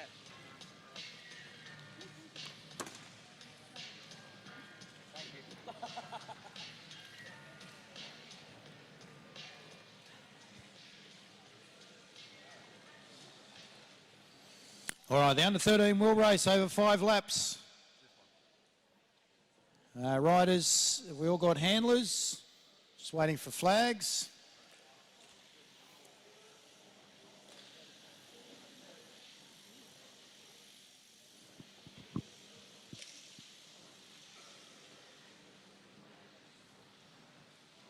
Back straight ready, front straight ready. Riders, attention. We're underway in the Hog's Breath Saloon and Grill. Under 13 wheel race.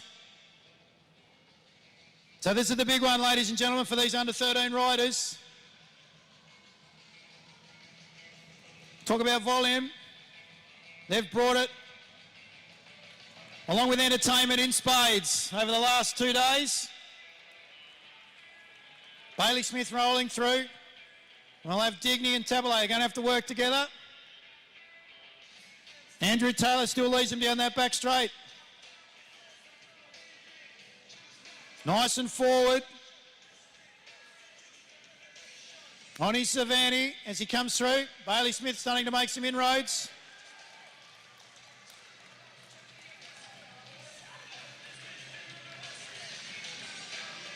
Going right around the outside there was Digny on Tabile.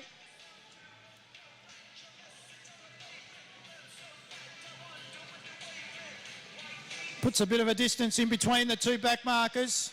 Smith, slowly but surely, inch by inch, out after Taylor. We're down to about 5 bike lengths.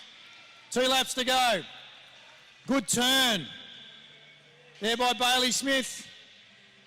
Tabile is caught hold of Digny, comes down on the inside. Digny's going to jump onto the back. Smith around the outside of Andrew. Taylor down that back straight, but he holds his line. Good riding, young man. This is going to be close, ladies and gentlemen. We've got 1 lap. Can't wipe the smile off the dial of Andrew Taylor as he goes through, as they get the bell. Tabile grits his teeth, brings Digny with him. Down the back straight, Taylor's holding off Bailey Smith. Smith working hard. Tabile's coming, so's Digny. I'm not sure they're going to get there. They're going to be battling it out for 3rd position. Smith, can he hold on? Look at the ride from the front marker. You've done the name proud, Andrew Taylor. Bailey Smith, oh, close for 3rd. I'm going to go with the rider on the outside. Levi Digny. Well done there. That was a fantastic ride. Great spectacle. Big thank you to Hog's Breath Saloon and Grill.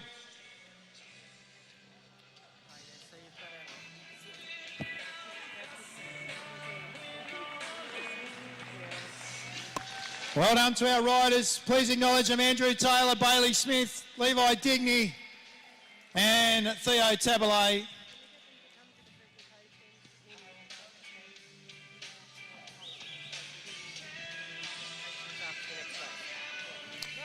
If I could call Andrew Taylor, Levi Digny and Bailey Smith across very shortly for presentations. So at the conclusion of the next race, we're going to do the presentation for the under 13 wheel race. So up next is the under 15s. We've got a late scratching, so Ivan Atira is out, so it's between Noah Blaisley, Rory Stratton and Oscar Digny. Presentation.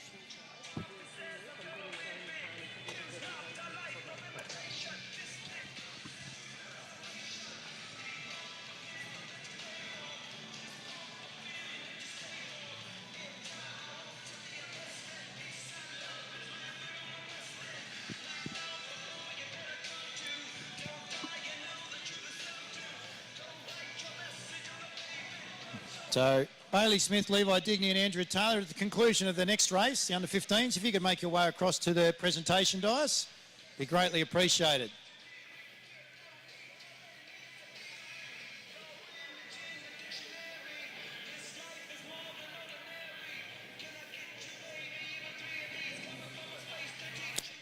Under 15s, back straight ready, front straight ready, riders, attention.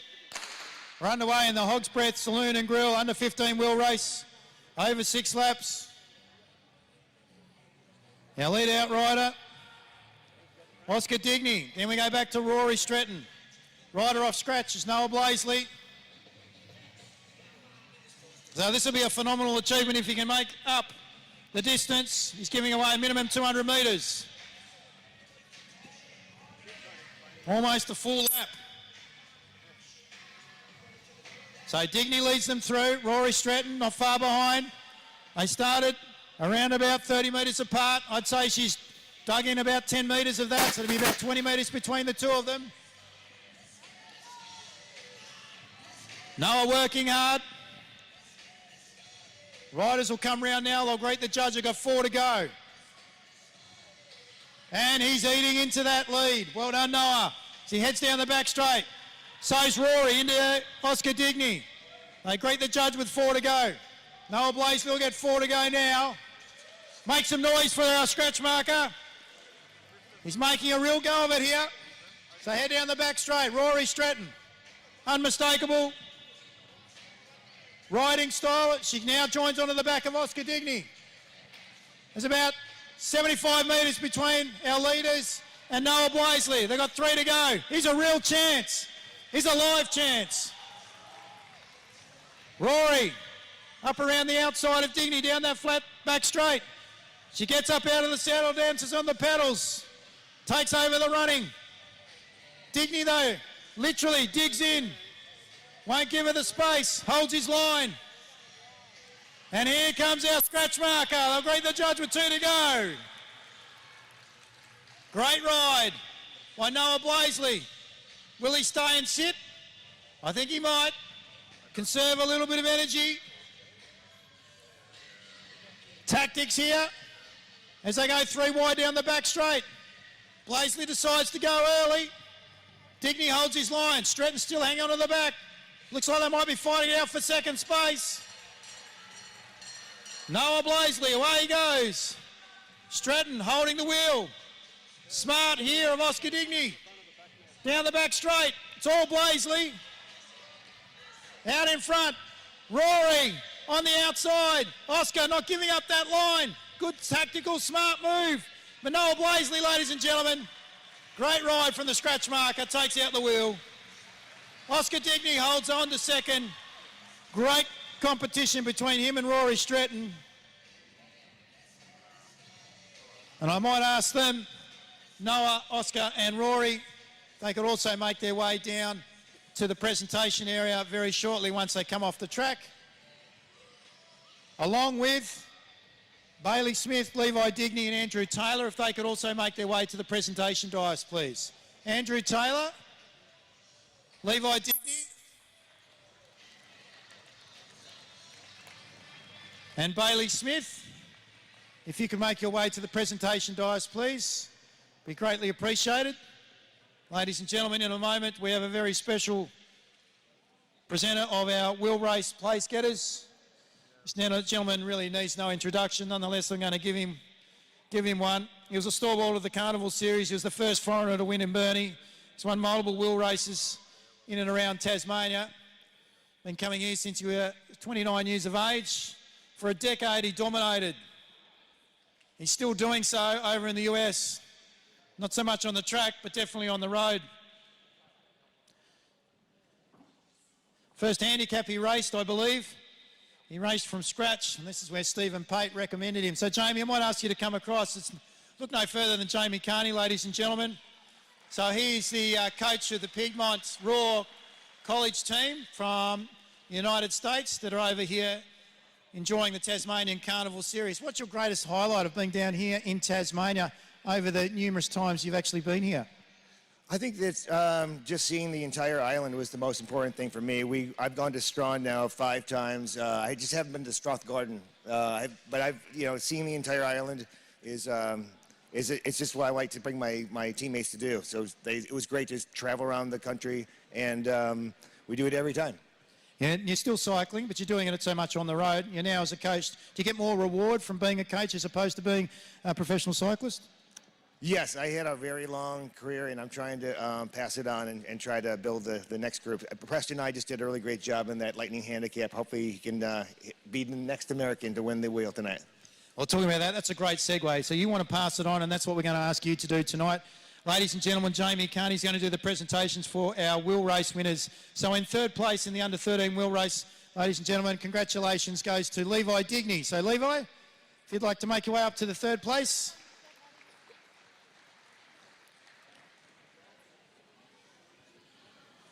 In second position, to Bailey Smith.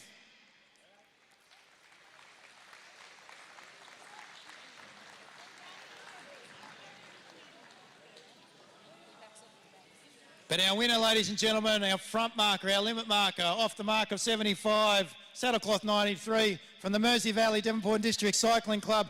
Please put your hands together for Andrew Taylor.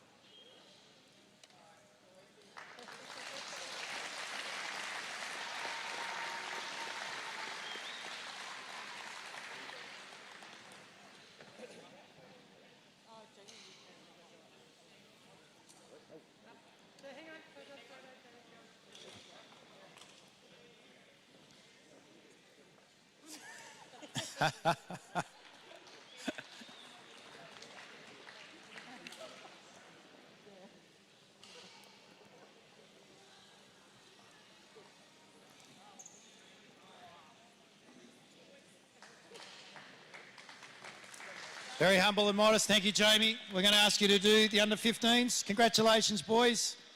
Andrew, Bailey and Levi. Our under 15 riders in third position in the Hog's Breath Saloon and Grill under 15 wheel race. Congratulations go to the City of Burnie's Rory Stretton.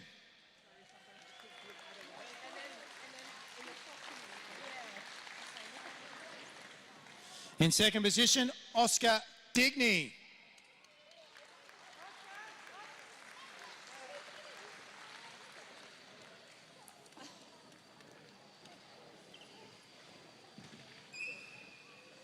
Well done, young man. Strong competition between you and Rory. Great sportsmanship between the two. Our winner today, though, off the mark of scratch, local young man, looking to emulate the feats of Jamie Carney. Please put your hands together for Noah Blaisley.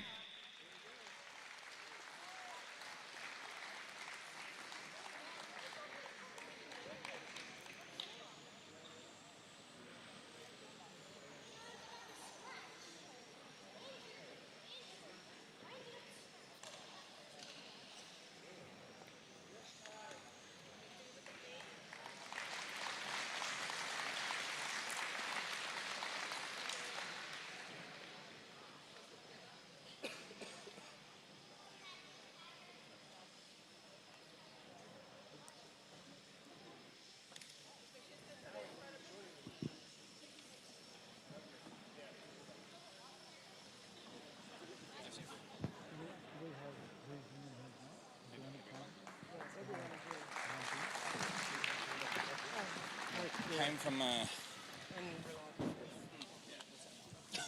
Congratulations to Noah, to Rory and also to Oscar, and a big thank you to Jamie Carney for sharing the dice with our junior riders and passing on his knowledge to those younger riders. Up next, we're going to be going to the Senior Invitational, Italian Pursuit. It will be Australia versus the USA. We might get ask Mr. Paul Kraft, what's the Italian Pursuit? That's a great question. The Italian Pursuit, in this case, it has 8 riders. They'll line up essentially in speed order.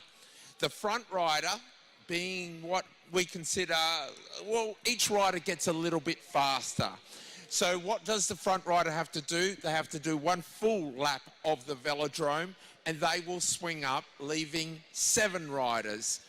Now, the new front rider does a full lap at the front at full pace and leaves 6. We keep on going until we get to what we call the anchors.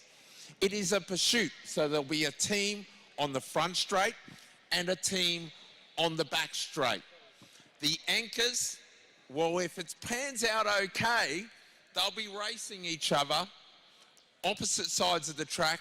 The first one across the line will win, and they will take the honours for their team. But it's not just any team. Xavier, have a look at the program.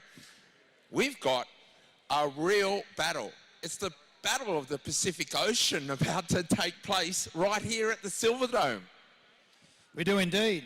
And what he means is our riders are as follows. So effectively, those here from Australia will be led off by Felicity Wilson-Heffernan. Actually, Lauren Perry first. Oh, Lauren Perry will be first. Then Then Felicity Wilson-Heffernan, Corey Boddington. And then we'll go to Jared O'Connell, so Masters champion. Maxie Woodruff, local up-and-coming superstar. Toby Jones from the Queensland Academy of Sport. And then we'll go to Sam Gallagher from Blackburn, now basing himself up in Queensland. And a local homegrown boy, originally born in Queensland. Came down here at 8 years of age. But I tell you what, he's an endurance pursuit specialist, and that is Josh Duffy. What are we looking on the opposite side? Well, we've got the great US of A, and I've actually, look, as two commentators, we've got to do this. We can't go scissors, paper, rock. I'm going to take, and it's going against every ounce of my being, I'm backing Team USA. You're backing Team Australia. Sound fair? Yeah, that sounds fair. Okay, let me tell you who I've got up against Team Australia. We've got the mighty lead out of Emma Frost, followed by Erica Carney, then Jared Gonzalez Monaz. Then we have either Louis Schramm or Jamie Carney. One of those, I'm not sure. I'll look to the lead board shortly. Owen Lloyd, Preston Yu, and then our anchor. How are you going to beat this man? He's going to go to the Olympics, represent USA, Graham Frisley. How's this weak Australian team going to go up against that? Oh, did you see the previous race, the scratch race? Oh, Josh won, didn't he? He certainly did. Yeah. So, nonetheless, I'm looking forward to it. So this is going to be very competitive. So we've had a bit of a change there. So we're going Lauren Perry, Fliss Wilson-Heffernan. Then we'll go to Jared O'Connell. So he's going to go third. Boddington will go in fourth. So they're two world champions. And they'll be followed by Maxie Woodruff, Toby Jones, Sam Gallagher and Josh Duffy. One thing to add, where they start, those black lines, front and back straight, they are the finishing line. It is the only point where you can actually see truly who is in front every time they come through. And we are looking. We've got a flag ready. We've got a flag ready. Front straight ready. Back straight ready. Riders, attention. Underway, the mighty USA take off. Team Australia, who you backing? I'm going USA. And my lead-out rider, Emma Frost, is wounded up, and they're all together. And they are well greased and oiled, ready to take on the rest of the world. But Lauren Perry is flying. Here we go. Lauren Perry crosses the line now versus now. It's 50 metres to Team Australia. Certainly is. So leading them through now for Team Australia is Felicity Wilson-Heffernan, and coming through now for America is Erica Carney. So she brings them through, followed by Jamie Carney. So they come round. Look at Fliss Wilson-Heffernan. That's a great effort, great turn. Oh, they're well up. Jared O'Connell now takes over for the Australians. 60 metres down. USA are losing to Australia, but they've got the anchor of Graham Frisley upping the pace. We see USA, Jamie Carney. Jamie giving it everything, but Australia's in the front straight. They cross now. 60 metres to Team USA. They're losing. They are at the moment, so Gonzalez Munoz really needs to start to pick it up. Look at Boddington now working hard. He's a Paralympian in 4 different disciplines. World champion in those 4 different disciplines. He really rides them through, leads them through. Maxie Woodruff now takes over. It'll be about 60 metres. So they've got a bit of work to do, the US team. Australia are flying, but they've still got Graham Frisley for USA. USA at everything they've got. But look at Australia. Oh, they're in the same straight. Australia is dominating the world. Super turn there by the superstar rider from Launceston, Maxie Woodruff. They goes up now Away they go. They go down to 3 riders. Australians led by Toby Jones. Look at Sammy Gallagher. I reckon they're going to catch Frizzly here. Tuffy will run right, catch up Tuffy. He looks behind him, Graham Frizzly. He looks a little bit despondent. Oh, Graham was going, I want more power, I want more speed. But you're on what was the former superpower. Australia are the superpower at the moment. I think they're going to catch. Surely not. Graham says, come on, giddy up. And away they go. So Gallagher goes up now. Preston Eye still taking around Frizzly. Let's see whether Josh Tuffy can jump onto the back wheel of Graham Frizzly. There's 10 metres between them. Tuffy's going now as they go into the top back bend. Coming through. They're going to win in a canter. He can sit up and wave, ladies and gentlemen. Please acknowledge the Australians as they come through with Josh Tuffy. And a super finish there, strong finish there by Graham Frizzly for the USA team. Ladies and gentlemen, our Italian pursuit teams.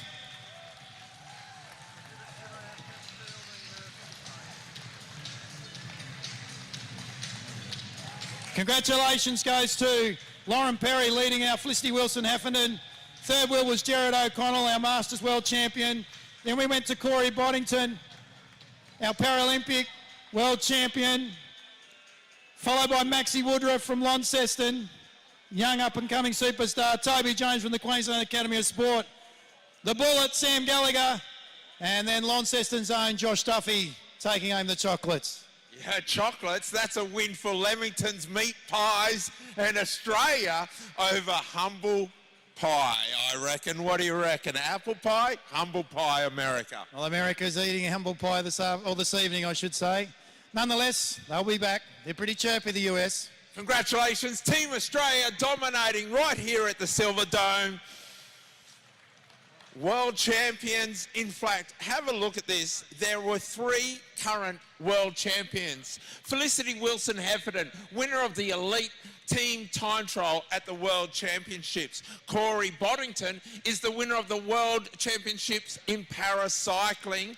And the great Jared O'Connell, ready for it, Masters 8 World Sprint Champion. Masters 8, that's 65 plus years of age. He's doing all right, isn't he? Certainly is. If I'm getting to that stage and I'm an age and I'm still on the bike doing the things similar to what Gerald's doing, I'll be very happy with myself. Well, we progress now into the women's A-grade points race. This race is brought to you by Chris Mercy Rainmouth and the riders on the start list. Let's have a look who turns up. Sometimes the sprinters decide it's not for me. Christina Clone and Lauren Perry. Felicity Wilson Heffernan has just finished and we give her an exempt card having represented Australia. April Paddy, Ella Liang, Kiki Neo, Caitlin Kelly, Mackenzie Milne, who wants revenge after the scratch race, Odette Lynch, Erica Carney, I'm not sure if she has made it. Yes, she has. Emma Frost, Ebony Robinson, and Madison Smith.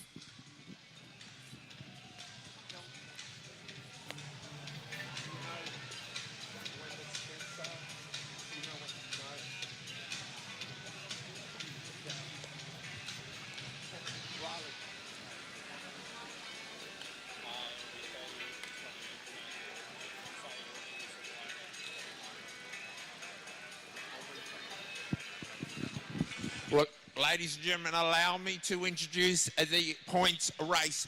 In the points race, there are several sprints worth 5 for the win, 3 for second, 2 for third, and 1 point for fourth.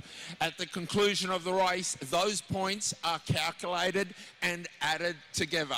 The rider with the most amount of points is declared the winner.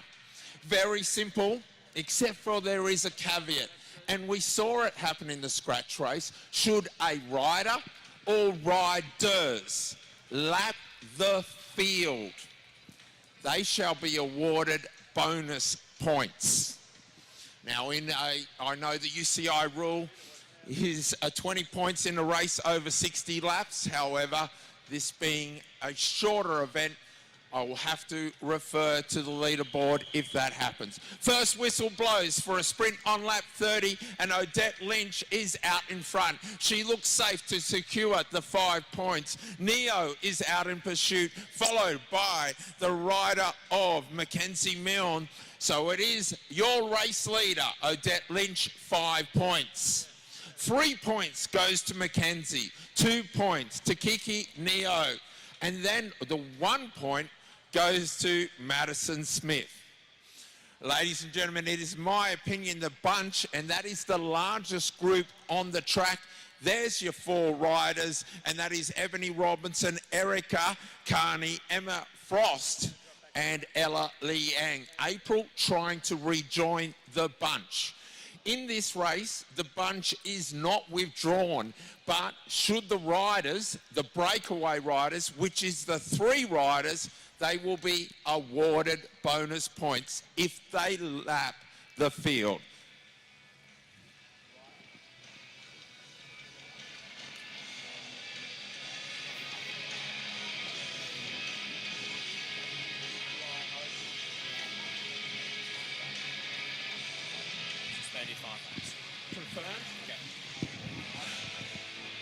The commissaire has confirmed being a shorter race, taking a lap will be awarded 10 points as the bonus, under 60 laps under the UCI rules. The 3 riders, 20, it has now been flipped, it is 20 points, so they are riding at the full UCI rules. Odette Lynch is now after those 20 points. Oh, Kiki is struggling behind Mackenzie, and then they catch the field, they will be awarded a bonus 20 points, a bonus 20 points. I wait for the commissaire to say when the catch has happened. And he says 1 lap up, 20 points. 20 points to Odette. Now Mackenzie gets hers. Will Kiki get across to him? April tries to latch on. There we see the riders trying to whack there. Madison Smith has done very well. Ella Liang is out after the 3. Kiki, she's at the back of Ebony Robinson. Erica Carney coming around. Kiki's getting some breath back. She knows that if she stays up there, she's still in contention. Odette Lynch has found Ella Liang, who realises she's got to get some points as well. We look at the 4 riders out in front. Now Ebony Robinson trying to close in. Back to the field, the rider in orange with Kiki on the wheel. And a great ride by Kiki Neo. She is back. Hang on. She's not just back, she's gone. She's gone. She's off the front. Kiki goes with Ebony Robinson, followed by Odette, followed by Mackenzie, followed by the rider of Madison Smith. On Madison's wheel is Ella Liang, the sprinter. Then Erica Carney, Emma Frost. 22 laps. There is the second sprint at 20 laps. We look to the leaderboard. It will be 25 points currently, Odette Lynch. 23 points will be Mackenzie. 22 is Neo. Neo fighting hard, but Mackenzie gets over the top. She's got the run at Odette. Can she take the 5 points? Odette's gone full tilt now. Mackenzie fires, and what a gun. She's fired big time. There's the 5 points. We have equal leaders. It is now 28 points to Mackenzie, 28 points to Odette. And Kiki picks up another 2, bringing her to 24 points.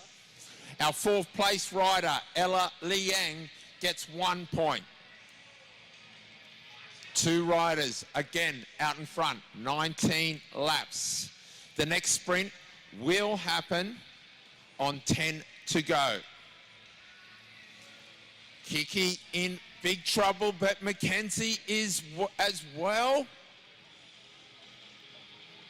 Has she just rope-a-doped, or was she in trouble? Let's have a look at Odette looking slippery. Mackenzie trying to get up, and she is back and puts in some power as well. Kiki's gone back to the bunch. She will be safely nestled in there, try and recover. She's on 24 points, in my opinion. I'll look to the leaderboard very shortly. 24 plays 28, plays 28. Ella Liang on 1 point and Madison on 1 point. They're currently in 4th place. Your race leaders are out in front. The peloton, or the bunch, or the field. That's the largest group on the track. That is the group of 5. The breakaway is this group of 3. So again, under the rules, Ebony Robinson is allowed to draft the breakaway but cannot contribute. In fact, not that she cannot, she probably won't. It's too hard at the moment because Odette Lynch is determined to take another lap. 15 to go. Back in the field, Kiki Neo still doing a great job. She is 3rd on the leaderboard and will remain there. Even if another lap is taken, she'll retain those 24 points. So in this points race, riders can take bonus points, but should an individual rider lose to the field, which is what Ebony Robinson may be at risk of doing, she will go minus 20 for losing a lap. But the field, still that group of 5 riders. 13 to go. Odette still looking determined. She swings up. Mackenzie wasn't there. She goes back down. Is that gap too big? Mackenzie looks at Odette. Odette goes up. Mackenzie tilts ahead and says, no, I can't move from here. But she does. She goes through. Sitting on 12 laps to go. The next sprint is on lap 10. They are setting up for it. Well, unless it's a complete dead heat, these 2 riders will be determining the leader going into the final 10 laps. Odette goes first. Mackenzie follows. The gap, 5. The gap, 6 metres. Sitting there at 6, Mackenzie, can she hunt her down? Mackenzie aiming at that rear wheel. Her speed is superior. It's 2, it's 1, it's 0. And here comes Mackenzie Milne over Odette. And here we go. It is Mackenzie taking the 5. Odette the 3. Mackenzie goes up, straight back to the wheel. Now you'll see the leaderboard change. Mackenzie will be 33 points and Odette will be 31. Did I say 33 and 31? When the commissaire gives me the thumbs up, that will change. Nodded, done. They are now 51 and 53 points. Another bonus 20 points. Ebony Robinson is at risk. Neo has gone out and says, no, I've got more energy. So the race leader on the track is Neo. Neo leading the pack as a breakaway from the field. Ebony Robinson, if she gets passed by the field, will lose 20 points. Neo, your race leader, 7 laps to go. Can she hold out? Odette, Mackenzie's waiting in the bunch. Odette's gone solo and says, come back, little Malaysian, come back here. Neo out in front, followed by Odette, followed by Mackenzie Milne, who has no friends in the bunch. The bunch can work with her. They are just points down. That is all. Neo, 6 laps to go. She's starting to falter. Odette is not. Now the bunch with Erica Carney trying to get the New Zealander up there. The New Zealander accelerates. She's got Emma Frost with her and Erica Carney. They are out in pursuit of Odette. Odette now leads the race on the track, but is not leading on the points. Mackenzie's leading on 53 points. It is so simple. Whoever finishes the win of Mackenzie and Odette will win this race if they win the final sprint. and everybody in this group is eligible to win the final sprint. Think about it. If Odette gets the 5 points, she'll go to 56 points. Therefore, 56, and that would put the rider of Mackenzie in front with 3 points added to hers, 56 equal points.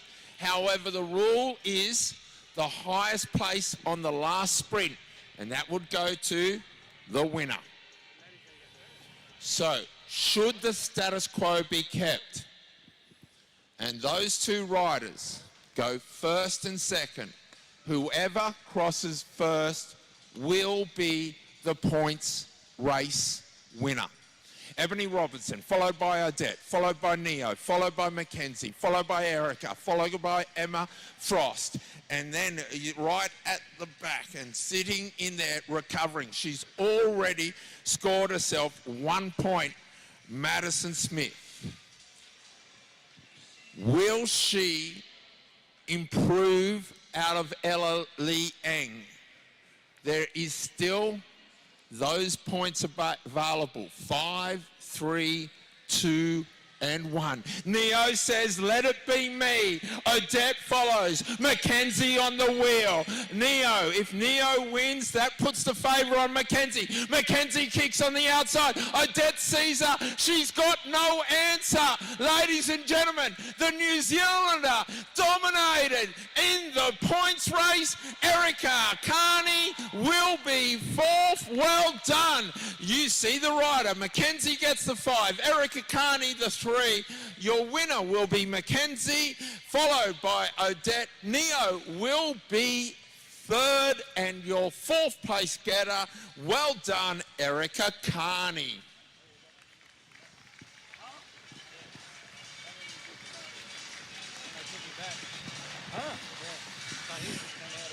Well, Xavier, there's a lot in the points race. It can get complicated, but there is no doubting the winner, Mackenzie, a deserved winner. She's taken the money home to New Zealand.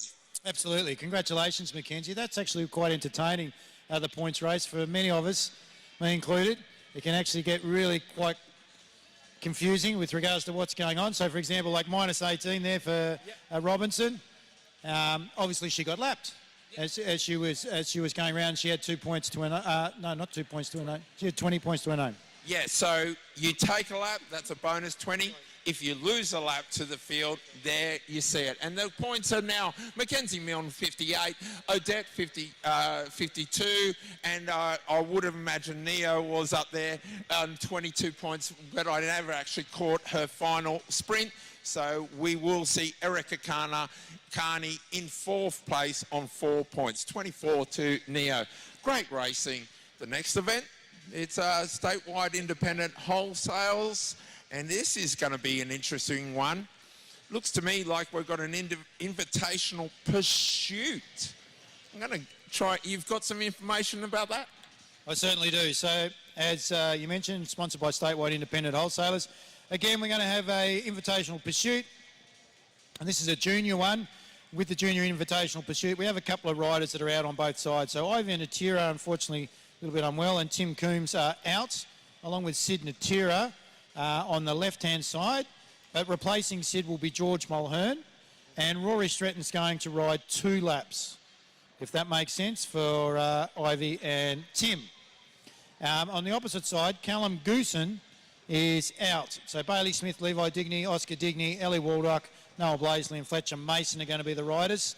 Fletcher in the TIS kit, and he's going to be our back marker, and he'll be up against George Mulhern, and they'll be on the back straight. Bailey, Levi, Oscar, Ellie, Noah and Fletcher. On the front straight, right next to all of you there, we have up the front Theo Tabalay, Andrew Taylor.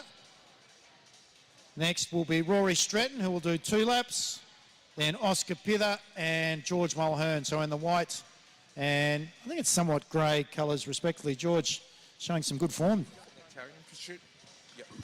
So again, this is an Italian pursuit. You may know, and as Xavier explained, in the back straight, that is the south, north and west of Tasmania. And there are 6 riders. On the front straight, there are only 5, and that's because one rider is doing 2 laps. So again, Xavier, I'm not going to scissor, paper, rock. I'm going to take the rest of Tasmania. You're taking the homegrown Launceston.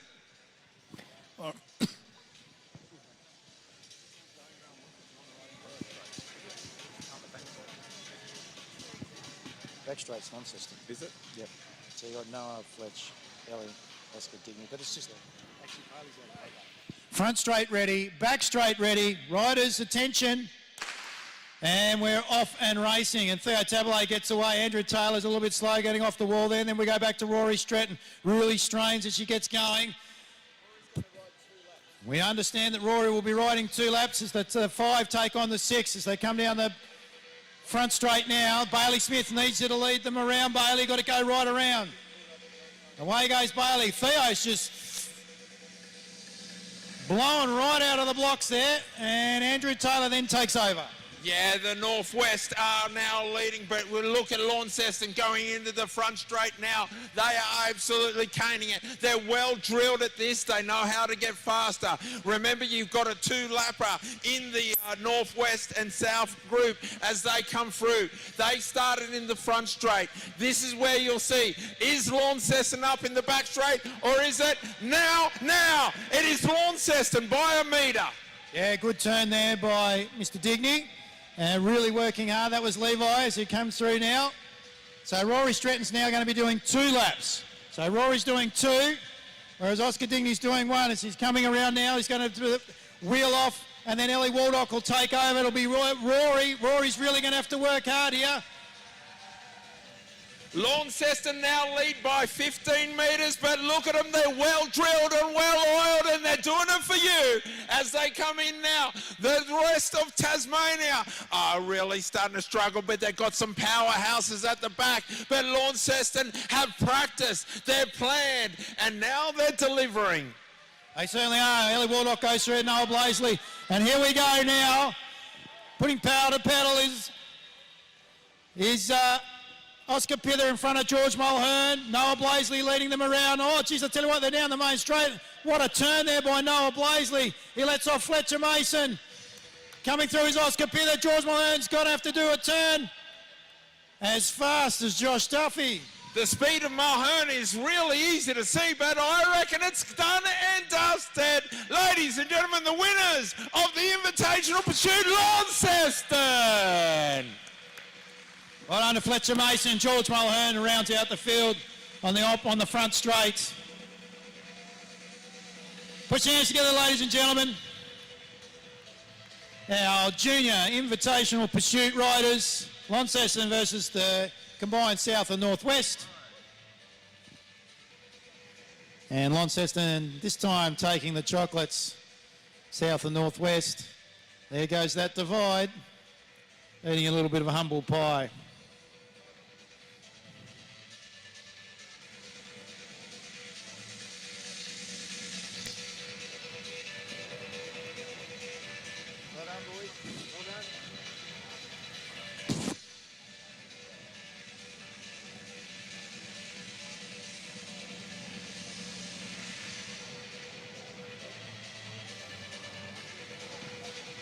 Coming up shortly, we'll be heading to the Women's B-Grade Scratch Race, sponsored by Elm Retirement Care. We don't want to talk about it, but at some point, we will be greeted with that stark reality. So why not be greeted with smiling faces, dedicated, hard-working team members who will support you through your transition into retirement. And Elm also help you retire confidently with financial advisors that are specialists within their field. Have a wealth of knowledge when it comes to how to best direct your financial assets. So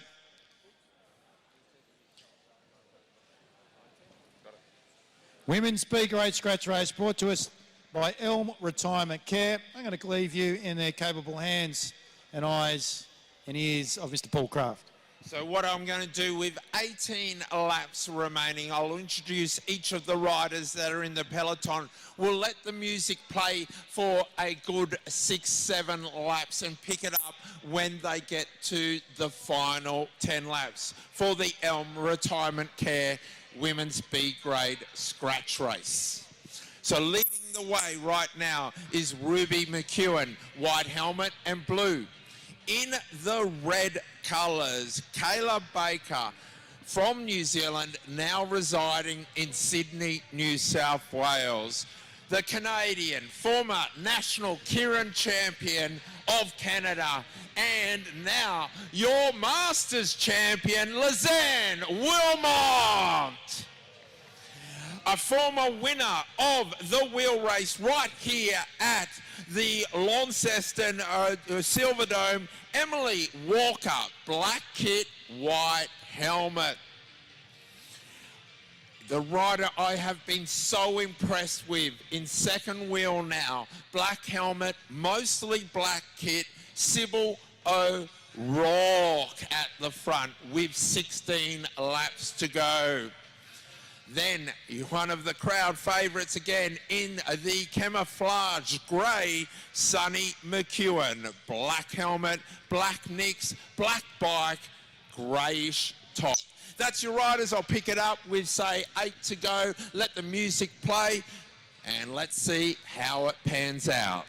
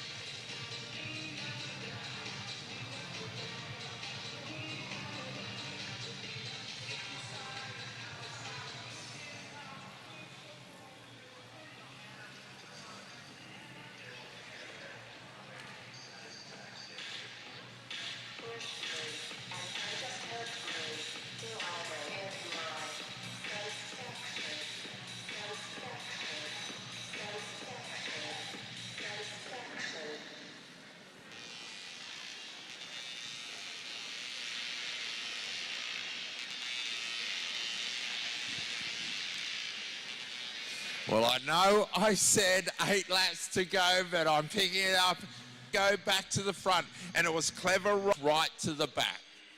7 laps remaining.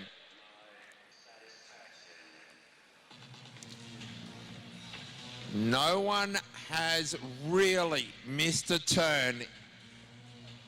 If you say Sonny's missed one, she's missed 2 wheels, that's about it. Everybody else. We go with a second wheel swing.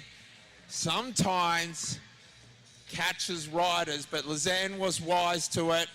She comes back to the front. 6 laps to go. Wilmot controlling the pace, keeping it firm, allowing the other riders to fatigue themselves. She gives the elbow flick, indicating that's my turn done. We see Sonny with a short turn. This is a rider I've been very impressed with, Kayla Baker from New Zealand, former rower, but the pace has slowed. 4 laps on the board.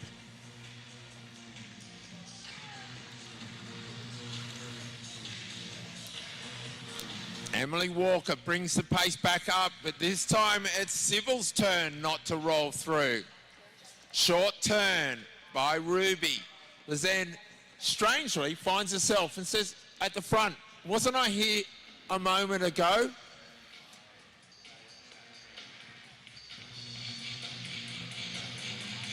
The opportunity exists for a rider. Yeah, we see Walker rolling through, but they're wise to it. They've dropped down onto a wheel. Sybil didn't go through. Walker gives the elbow flick. Sybil's going up with her. Baker, we wait to see if anyone makes a move. Sonny McEwen comes from last wheel, flies around the outside, starts the speed. Emily Walker is in pursuit, but she's a solid 5 metres behind. Can she hold it out with 2 laps to go? Sonny McEwen putting everything in. Off the back now is Ruby McEwen struggling in Baker. Baker's having trouble with the pace. Walker gets up to the wheel. Sybil's still there. Sybil hard on Walker's wheel. Walker steps out, coming into the bell. Sybil, can she get around Walker for the final lap? Walker accelerates. Sybil's still there. Lizanne hanging there watching the game unfold. Sybil's still there. Sybil's running at the wheel. Walker, Sybil's giving it everything. Sybil trying to get out of the wheel. Can she do it? I don't think so. It is Emily Walker, Sybil O'Rourke, Baker.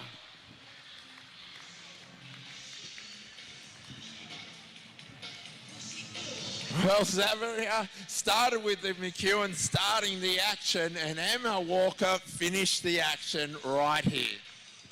She did indeed, Emma Walker. She comes through. Just acknowledge the effort there by Emma. Former Launceston Devonport wheel winner. Right on a tail though with Sybil O'Rourke. Kayla Baker rounding out the top 3. Close between her, very close. Between her and Lizanne.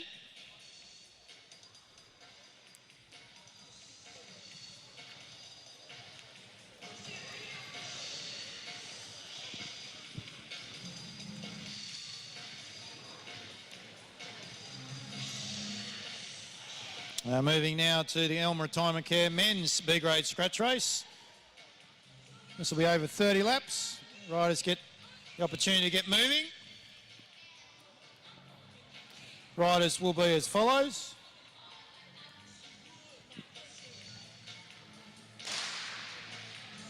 Saddlecloth 50 will have Angus Gullick, rider out of Hobart. 46, Luca Rocchi is in the black. Maxie Woodruff, though, leads them through. Mitch Stratton, Launceston, Bernie, respectively.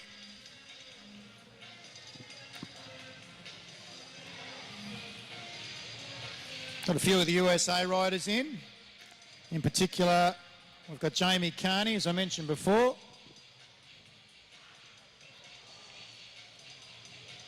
I didn't really talk about his accomplishments all that much before, but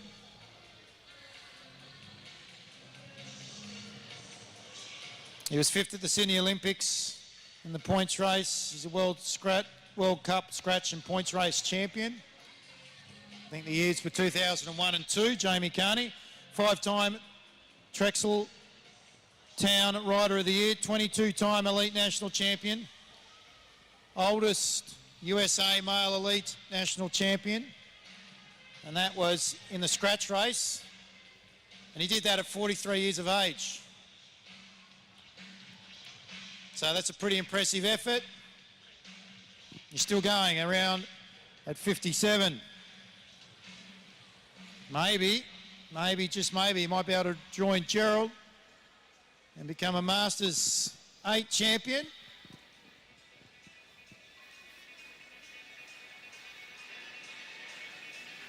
of the world. So we'll see what happens. And it's all in time in the 65 plus age bracket. Jamie leads them through. Aaron Jones, Tim the Toolman Taylor. I still haven't got to the bottom of the Flying Wombat. So Josh, at some point you need to come down and explain to me how you got the Flying Wombat. He's fourth wheel at the moment, so head down the back straight.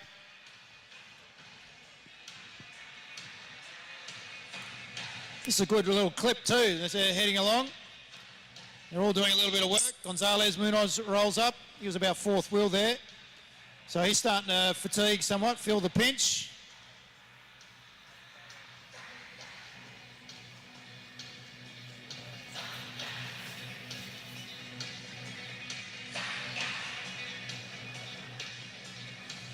The riders out. I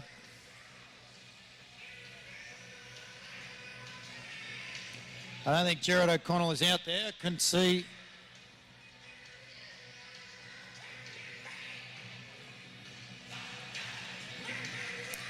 His saddlecloth, as I mentioned before, Masters 8 champion.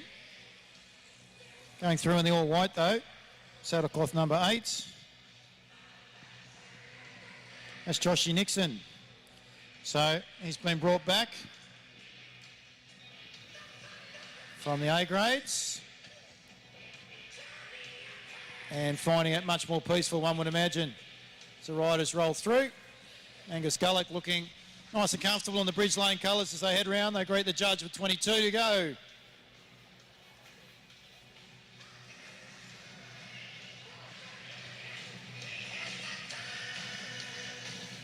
This is a good little flush out too for the riders. Skullick leads them through from Nixon, Carney, Taylor, Grocki, Woodruff, Stretton, Rayner. The third of our USA members, Louis Schramm. And Jamie Carney, elder statesman, jumped onto the back of the bunch as they head through. Down the back straight, they greeted the judge last time. They'll come through with 20 to go. And that will be a third down, 1/3 of their races. Their laps completed.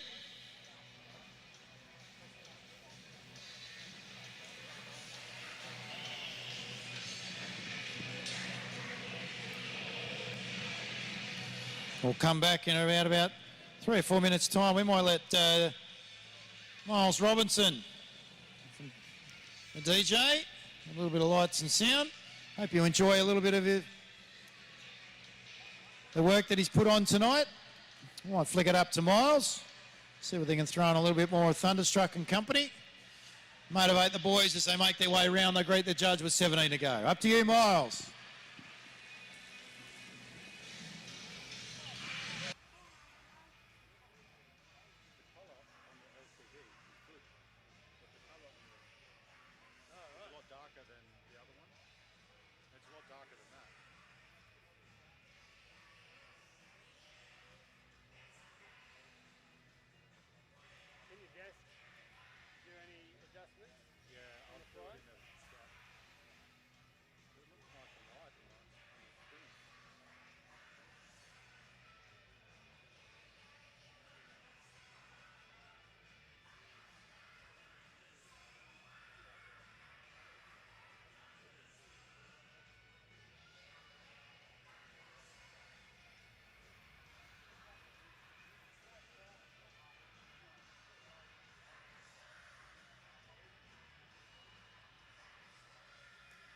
Keeping the pace pretty high for a B grade race here. Yeah. They're falling off one at a time. The sprinters? All the sprinters have disappeared. I think that was the last one to go.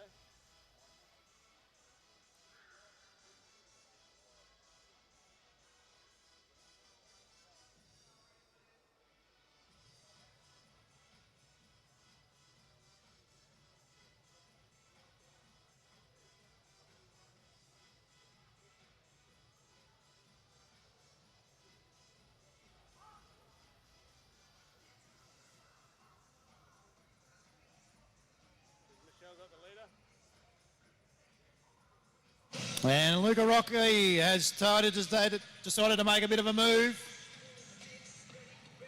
in conjunction with the music. A bit more up-tempo. Joining him is Schramm. Away they go.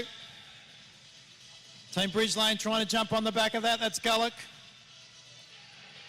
Maxi Woodruff also a part of that group at the back. Jamie Carney, Tim Taylor. Then we go back to the rider from Townsville, Simon Barnett. Working hard to get back on. And they've eased up somewhat. Might flick it back up to the DJ. Let's see if we can get these boys pumping through.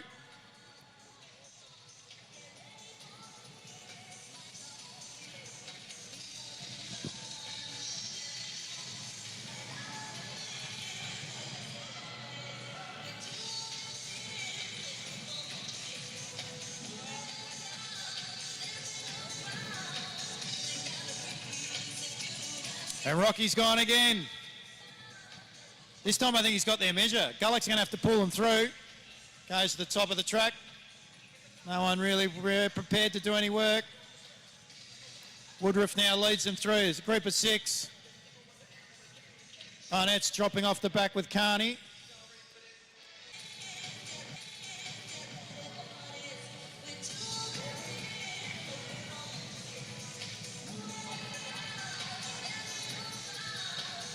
And there's 3 of them now. Taylor, second wheel, Gullick and Rocky.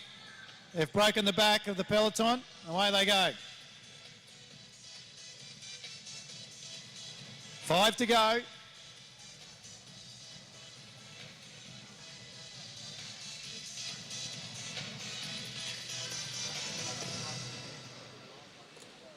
Just impressive effort there by Jamie Carney. Look, he's going to get on the back of these boys here. Might even pull Maxi Woodruff with him.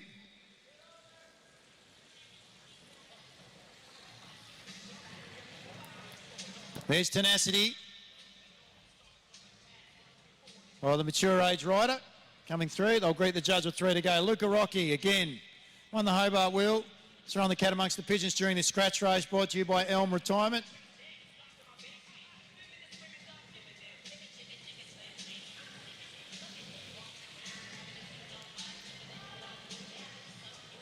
I wouldn't be surprised to see him kick one last time. Simon Barnett, rider from Townsville, has withdrawn. So come through with a little bit of M&M. A few words. Carney telling Gonzalez Munoz to go.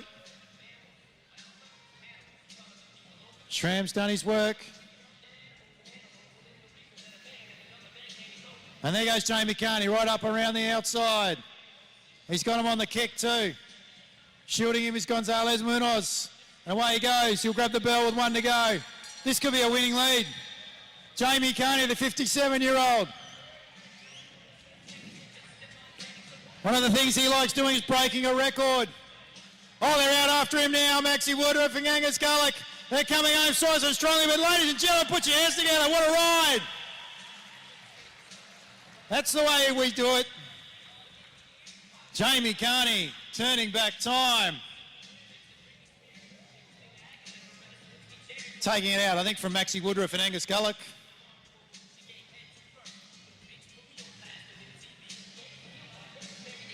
Strong ride by former Olympian, 2-time elite national champion, or 22-time, I should say. And oldest USA male elite national champion. He did that at the age of 43. Hasn't lost any bit of it. Yeah, Woodruff in second, Gullick in third. So Jamie Carney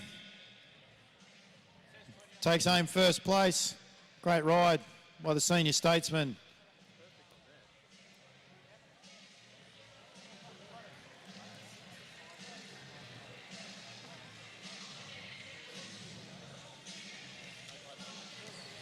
And we're going to go straight into the men's C-grade scratch race. Riders are ready. Away they go. They'll get the gun very shortly.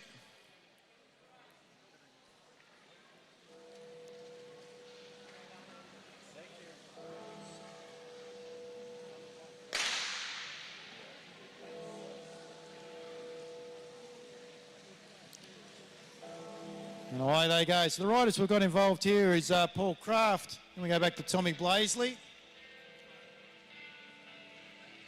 think there might be Andrew Moore.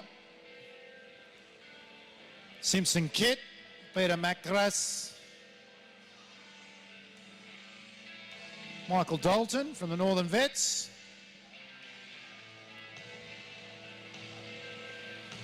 Another rider in black out there. Saddlecloth number 39 is John O'Taylor. Jean-Christophe Bonneville, second wheel at the moment. And that rounds out our field.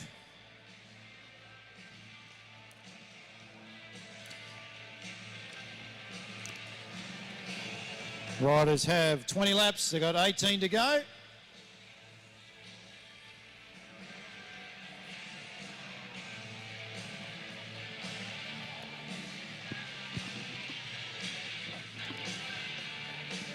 Moving along at quite a leisurely pace. We might come back to them when we get around about to the 10 lap mark.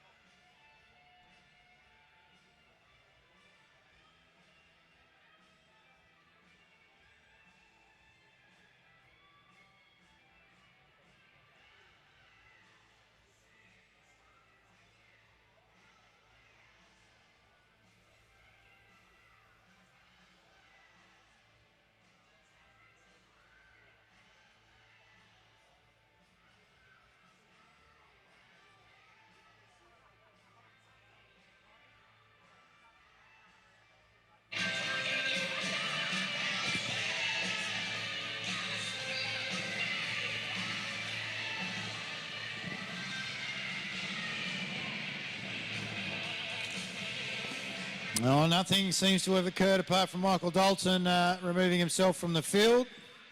As they come through now, they've got about 9 laps to go in the Seagrave Scratch Race. And Tommy Blaze is leading them through. In a reasonably comfortable pace. Moore, Mullins, both in the black. Bonneville, Macras at the rear in the yellow. James McKee takes over the running from Paul Craft. Don't forget, if you want to get results tomorrow or in coming days, you can still go to live.tastiming.com.au.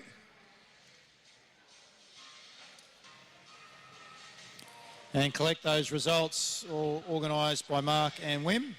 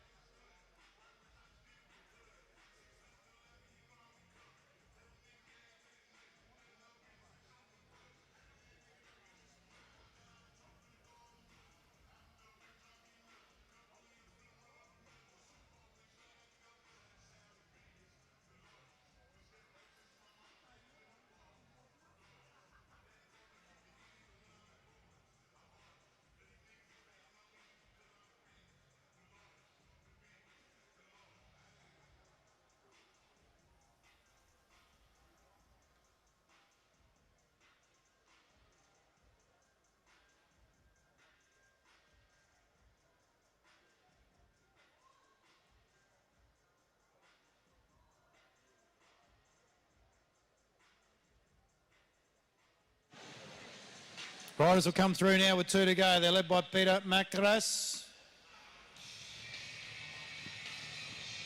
So they start to pick up the pace now. McKee's at the rear. A bit of Pearl Jam. Here we go. Macras likes the sound of that. There goes Tommy Blazley right around the outside. They get the bell lap now as they come through. Is he going to hold on? The man on the Koga. Mullins. Strong. Right around the outside. Down the back straight, out after Blazley. Macras finishing strongly also. The Greek Gold on wheels. This is going to be close. I think Blazley's been pipped. I think Mullins has got there. Christopher Mullins has taken it out. Chris Mullins, good fast finish there in the C-grade scratch race. Tommy Blazley, Peter Macras in third. So well done to Christopher Mullins, taking out the C-grade scratch race over 20 laps. Well done, lads. And appreciate the applause from the crowd. Trying to put the cat amongst the pigeons was Paul Kraft there early on. No one was really prepared to do much of the work.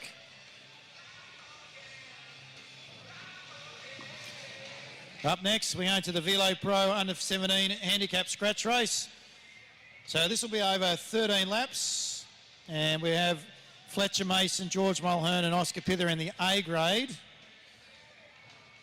And then in the B grade, we've got Ellie Walduck. So what those three boys need to do is they've got to try and do lap Ellie twice in order to be able to win under 13 laps.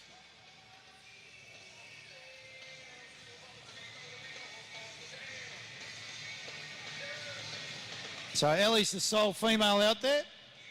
She's at the rear. As they get the gun and away they go.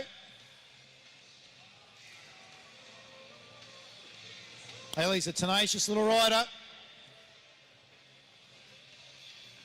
You watch her grit her teeth, she'll hang in there with the boys. Really punch above her weight. So Fletcher Mason, our wheel winner.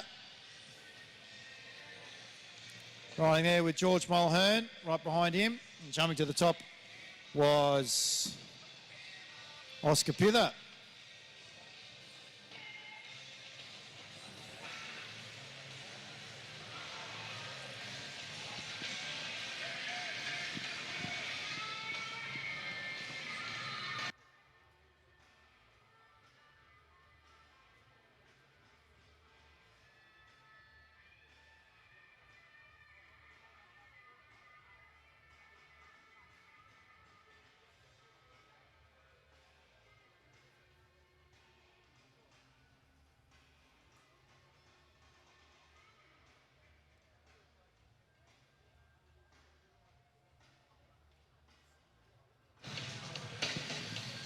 I've just been informed it's actually just a straight 13 laps, so Ellie's throwing the cat amongst the pigeons here. She's gone out. So they're racing against one another.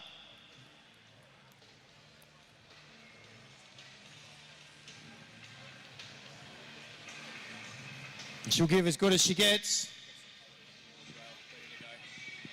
We have some holders on the front straight, please, getting ready for our women's Kieran.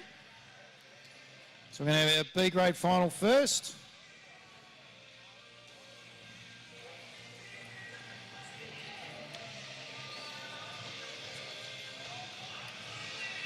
So our women's Kieran finals will be up very shortly. So we'll have our women's B grade first, followed by the repechage. I'll have our men's B grade 7 to 12, and then that'll be followed by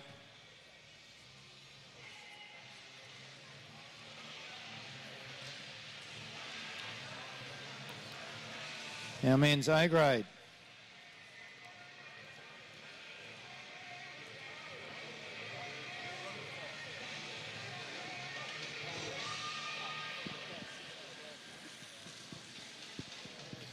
Great, the judge was 6 to go. Away they go. Doing his turn there was Mr. Pither.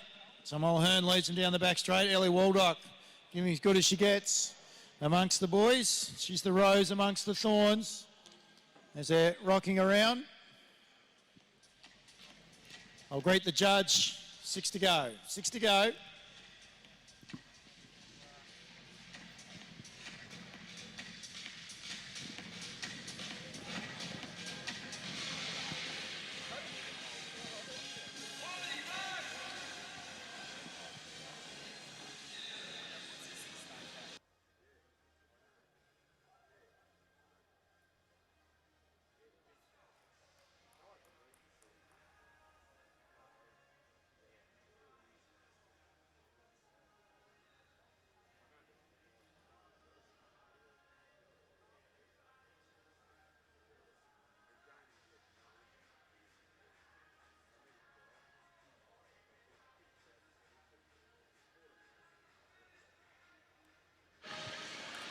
Riders are rolling around now with 3 to go.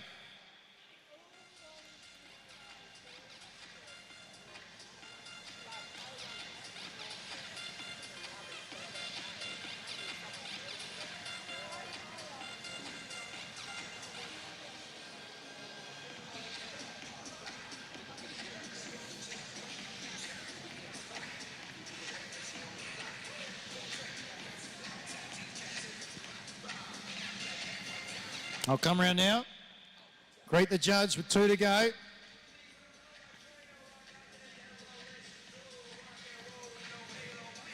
Our women's B grade Kieran final will be up next, brought to us by Newton and Henry and also Chartley Estate, dual sponsors.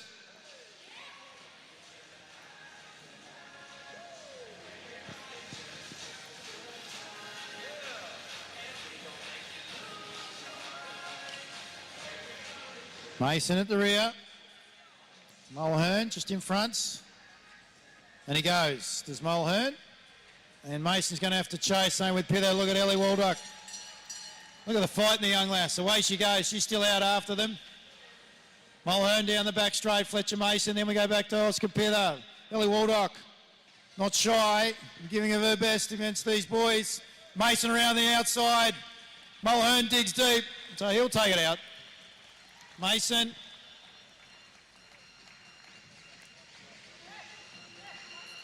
Followed by Pither and Ellie Waldock. Excellent ride there by the young lass.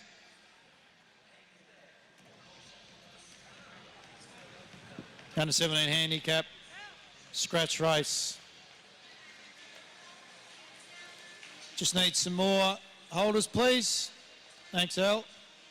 Our riders go around. Thank you for acknowledging them. Jamie Perry's on the Derny, just checking it out. About to get underway with our Newton and Henry and Chartley Estate Women's B grade 1 to 6 final. In the Kieran, we've got Liz Ann Wilmot, Emily Walker, Ruby McEwen, Kayla Baker, Sonny McEwen and Sybil O'Rourke. They will draw very shortly.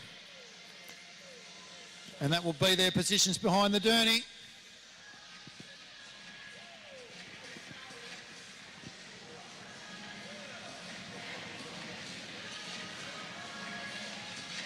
It'll be 3 laps behind the Derny, and then Jamie will come off and the riders will duel it out.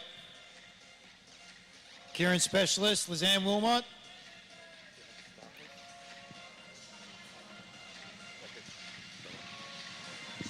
So, Xavier, I think you briefly explained the motorbike will set the pace for the first 3 laps. Is that correct? Absolutely. Yeah, and the motorbike will then allow the riders to finish it off. So this is the women's B grade final. And all the riders who have qualified for this, the top 6, Lizanne Wilmot, Emily Walker, Ruby McEwen, Sybil O'Rourke, Sunny McEwen, Kayla Baker. Under the rules, when they do start the event, the motorbike, the position that they've drawn will be the position they must stay in for the first lap. It is possible to change position after that. However, a rider must essentially give up their position. Gone are the days where you can fight for position. It is a case of may the fastest rider win instead of the rider who's not afraid to fall on the ground win. So this makes it a true speedster. You may ask, why the motorbike? Well, it ensures it builds the pace up to close to sprint launch speed. It means that the 6 riders are all going to be together at that point. So it is just fast enough to negotiate when you actually start your sprint proper, but it's also almost fast enough to negate a flying attack. What they want to see is who is the fastest sprinter out of these 6 riders.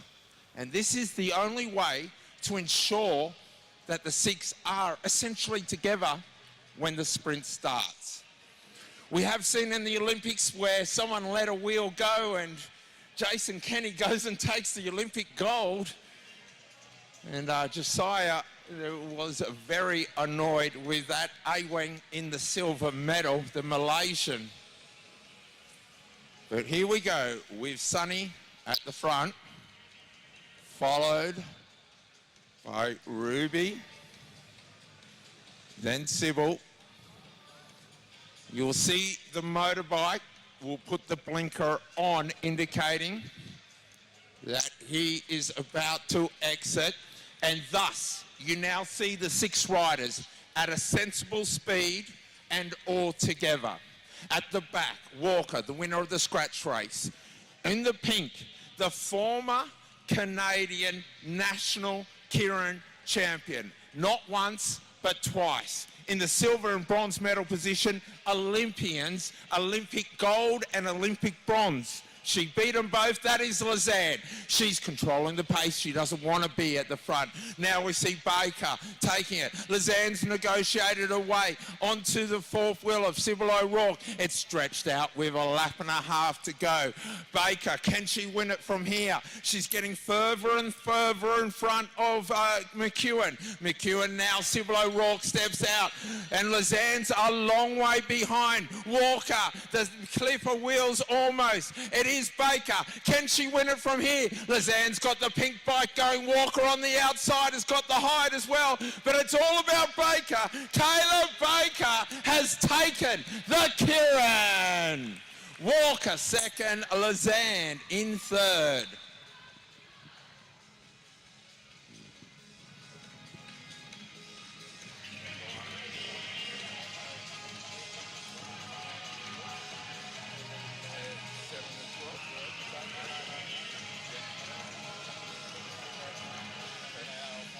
Gotcha, thank you. And then you do the 2 women's? Yep. That makes sense? Well, ladies and gentlemen, that was the first of our Kieran finals, the women's B grade. We now step into the men's B grade.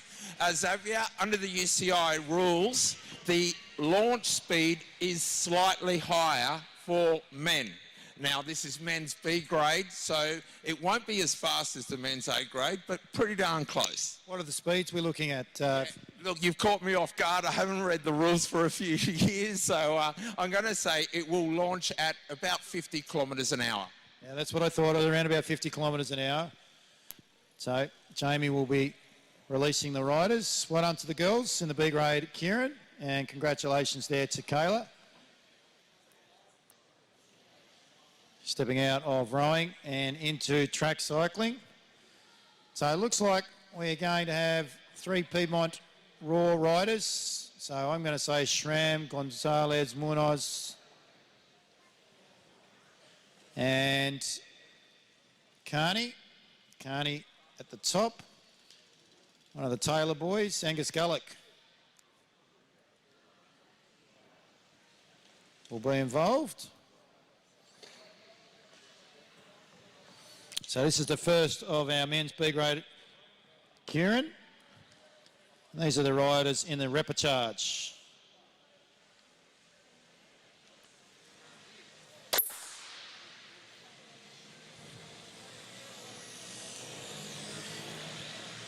So Jamie goes through and he picks up Gonzalez Munoz.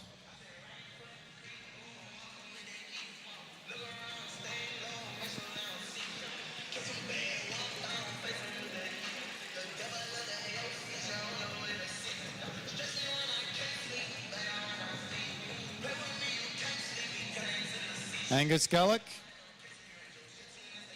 Louis Schramm, Tim Taylor and Jamie Carney. You can see what Jamie's doing there, just up around the back.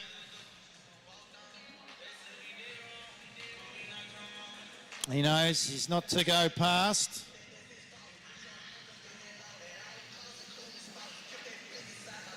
The Derny.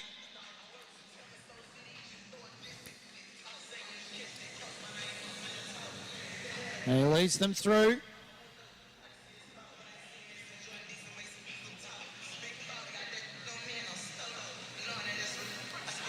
So the indicator will come on very shortly and we'll see Jamie pull off.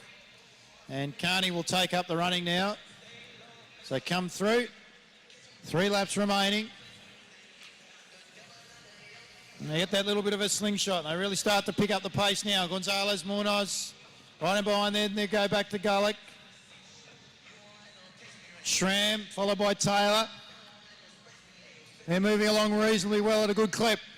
They head down into the main straight, so front straight, Carney taking out the scratch race beforehand. Gonzalez Munoz getting a bit of an education from the wise veteran out of the US. Schramm, Taylor. Taylor's going to about make his move, one would imagine.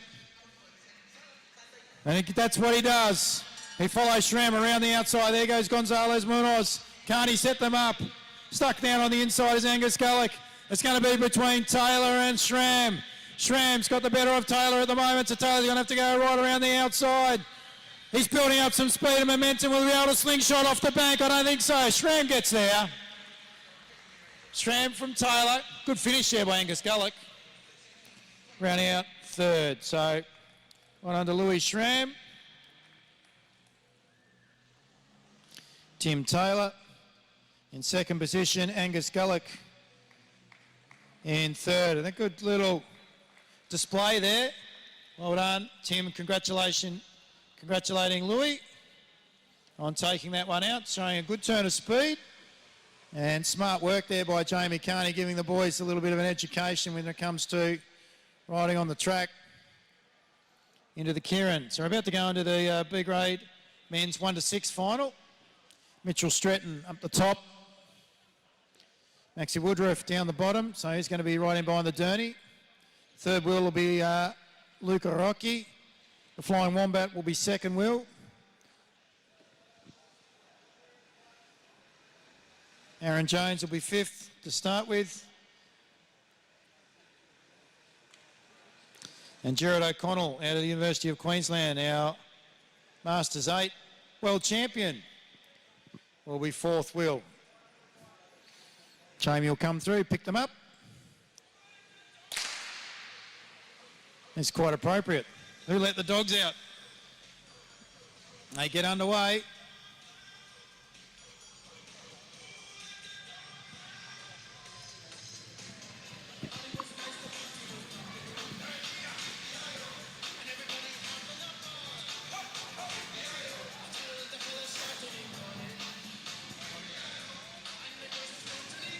Big thank you to Newton, Henry and Chartley Estates for their sponsorship and support of our B-grade riders in the Kieran.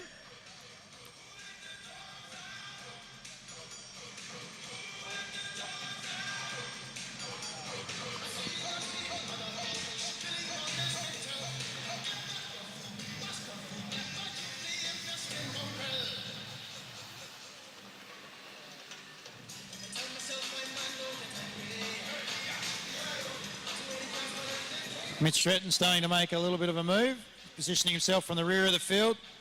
He's going to come right up. Jared O'Connell, Aaron Jones down the inside's got some room. Reconfigures.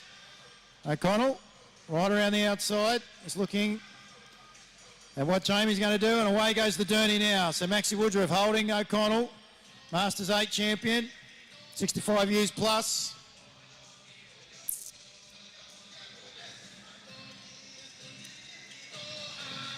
Luca Rocky boxing in the Flying Wombat, that's Josh Rayner. Aaron Jones and Mitchell Stretton, two City of Burnie Cycling Club members at the rear.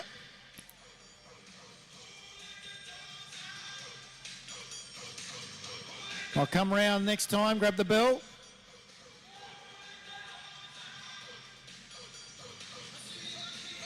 Older brother giving Mitch a little bit of words. Oh, on the inside, Aaron Jones almost got cut off. Smart riding though. Woodruff, there goes Rocky. Look Mitchy Stretton go. Right around the outside. Too much guile though by Aaron Jones.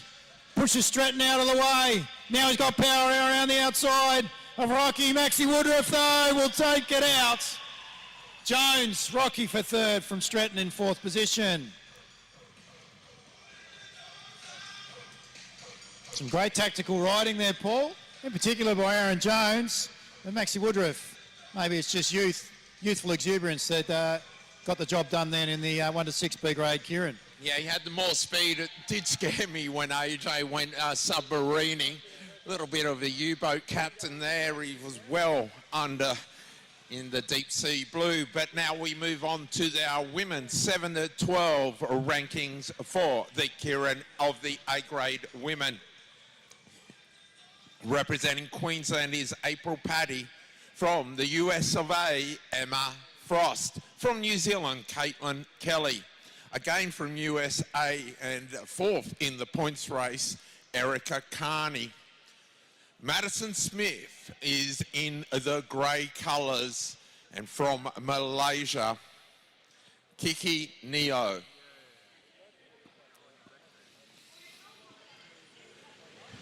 Motorbike rolls through. April is in position number 1. Kiki Neo, position number 2. Erica Carney, position number 3. Madison Smith, position number 4. In position number 5, Emma Frost. And position number 6 is Caitlin Kelly. Of these riders, Kiki Neo has shown great speed. Erica Carney has shown tactical nous. The rider of Madison Smith has shown that she has speed and endurance. Emma Frost has been delivered into the wheel race finals. But in my opinion, the fastest rider is the Kiwi, Caitlin Kelly. But positioning is important, and right now, Caitlin didn't like position number 6. She put herself out into the wind and can't really get in unless somebody concedes the position. Motorbike comes off. April leads the way, followed by Neo. Caitlin, with 2 3/4 of a lap, takes control of the pace. Emma Frost has read that move wisely. April defends second wheel though. April holds on to the Kiwis wheel. Erica Carney sitting high now on Emma Frost's wheel. Erica doesn't like the pace. He's gone up to meet Caitlin. Caitlin's upped it on the high side. Is Madison Smith. Neo is higher than everybody else, and she's following that wheel around. Neo's read this race brilliantly. She's followed the rider of Madison Smith into the bell. Neo waits and pauses, steps out a little. She's struggling to get around, but in the straight, watch the speed of Neo now. She's out of the saddle. She's been pushing the envelope all night, and she's coming home with a win to conclude her Tassie campaign before the wheel race. Neo takes the win ahead of Madison Smith. April in third place. Emma Frost in fourth.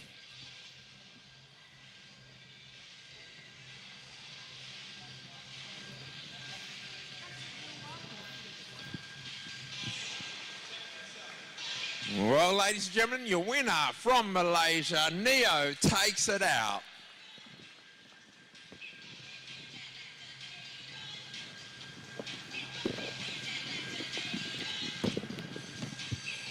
Ladies and gentlemen, boys and girls, it is now time to determine who is the fastest woman in the velodrome. Will it be Ebony Robinson from New South Wales? Will it be Ella Liang from Queensland? Is it the Enduro, the road champion, the world champion, Felicity Wilson-Hafferton? Is it the undisputed former queen of the sprint, Christina Clonan? Is it Mackenzie Milne from New Zealand? Or is it the homegrown Launceston's own Lauren Perry?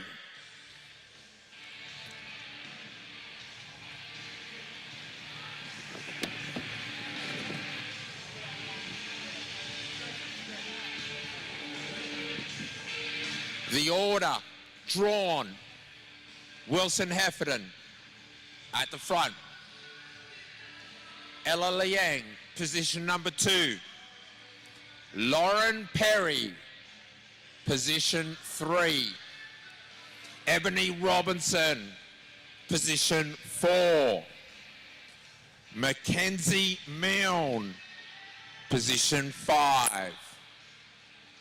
And in position number 6, Christina Clonan. A gap opens, Perry closes. 4 laps remaining. One more for the motorbike. Perry wants to see if anyone is going to advance early. Leaves a gap to Ella Liang. Mackenzie Milne is invited forward. Clonan follows. Wilson-Hafferton, is she going to turn this into an endurance race? Or is she going to leave it for a sprint? Lang, hard on the wheel. Ella Liang looking left and right. Now we see Clonan stepping up. She comes onto Perry's wheel. Perry moves up over Ella Liang. Ella Liang getting nervous now. Wilson-Hafferton lights it up. Lights it up with 2 laps to go. We're going long. We're going real long. Wilson-Hafferton, can she win it in a sprint? Can she win it with her endurance? Ella Liang is stuck on the bottom now. We see Perry in the position to get the bell, but on the hill for Wilson. Wilson accelerates. Clonan dives in there. Clonan's got some height. Perry v. Clonan. But here comes Mackenzie Milne. Milne has got some pace, but Clonan is fast. Milne's got more. Milne's got more. Milne's still going on the line. Ladies and gentlemen, in my opinion, it was either Clonan or Milne. One of them. What do you reckon, Xavier? I think it's Milne on the outside. The scoreboard says Mackenzie Milne. That was a very good race.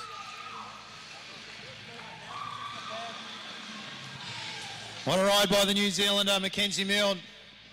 I don't know whether people notice. She was literally drawing up down that back straight. Those clip pedals, hamstrings were doing a power of work. That's one of the most impressive displays, taking on Christina Clonan and just pipping her. Ladies and gentlemen, Mackenzie Milne as she comes through. Please acknowledge the effort that she put on there. What a display. You should be happy. You should be very happy, Mackenzie. And Christina Clonan, ladies and gentlemen, wasn't for Christina, I don't think we would have had a finish as exciting as that. Now make our way to the 7 to 12 Kieran final for our men's A grade. So, this will sump in behind Jamie. So Owen Lloyd in behind, Dalton Stretton, Angus Withington, Joshy Nixon, Ainsley Gray in the black, and at the rear is Preston I. He's got quite a bit of speed, Preston. So's Ainsley, Withington and Stretton. Also not shy of power. Dalton Stretton in particular, really good on the track from a strategy and tactical point of view.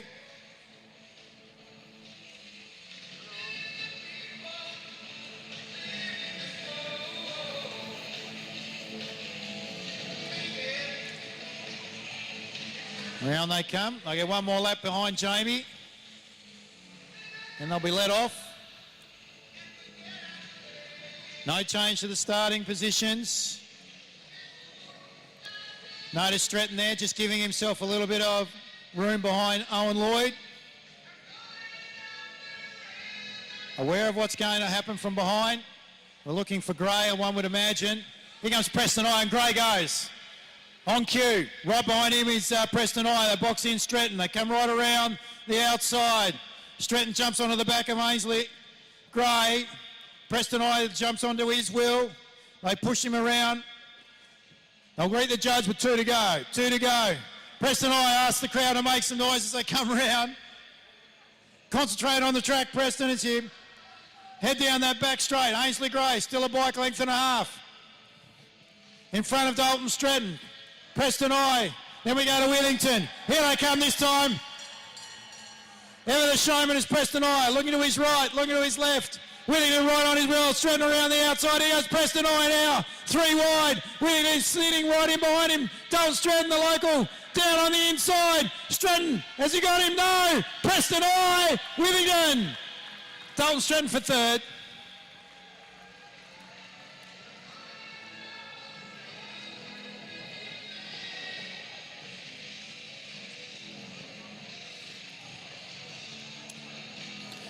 He can eat and chew gum at the same time. Talk and chew gum.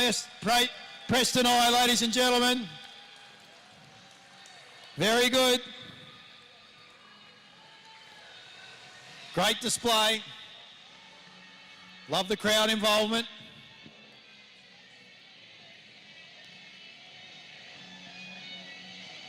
We move to the 1 to 6 finalists in the men's Kieran. Brought to us by Newton and Henry and also Chartley Estate Auditors, Accountants and Advisors. Newton and Henry, they're the team that makes a difference. So our riders here are as follows.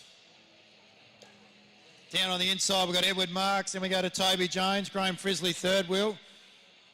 There is the pocket rocket, Sammy Gallagher.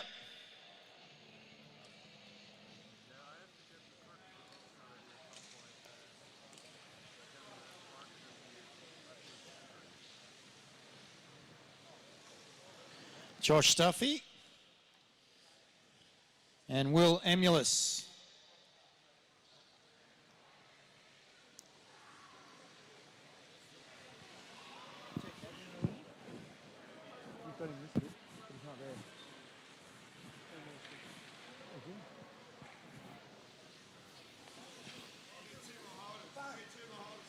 Two more holders, please. If we can grab 2 more holders, please, if they can make their way to the front straight.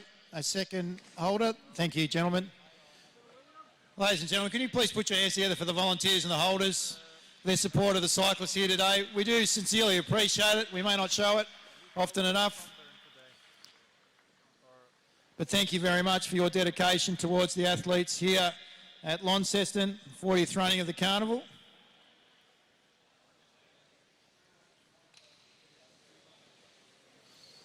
Riders will make their way back around, so we'll have 8 riders. So Jackie Hadley and Corey Boddington were the 2 riders that we didn't see. Now they are there. There's Corey Boddington, Paralympic cyclist. Only took up the track cycling 2 years ago. Believe it or not, it made his way to Paris within that time. World champion in 4 different disciplines, including the kilo. This is an area of strength of his too, the sprint. Jack Hadley, local lad, doing some good things on the track. Love what he did in the scratch. Very impressive.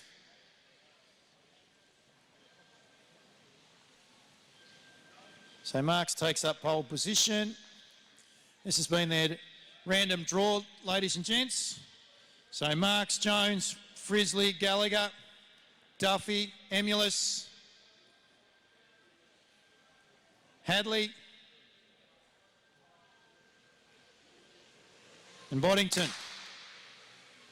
Away they go. So Marks will jump in right behind Jamie.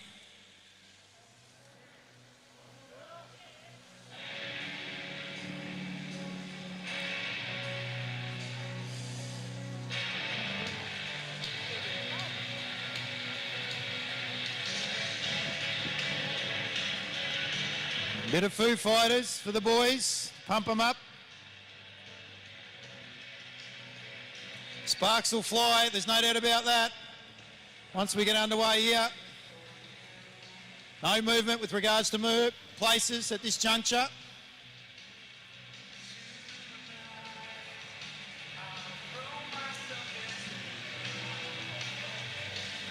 Duffy having a bit of a look, choosing not to move.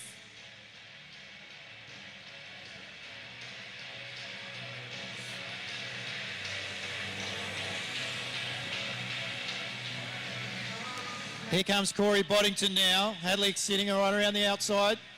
Well, relegating Emulus back to the rear of the field. Toby Jones just giving himself some room between him and Marks.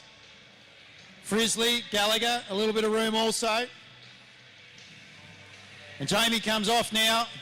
And away goes Gallagher. Gallagher tries to tell Jones to get down. Around the outside he goes now. Jones takes over the lead from Marks.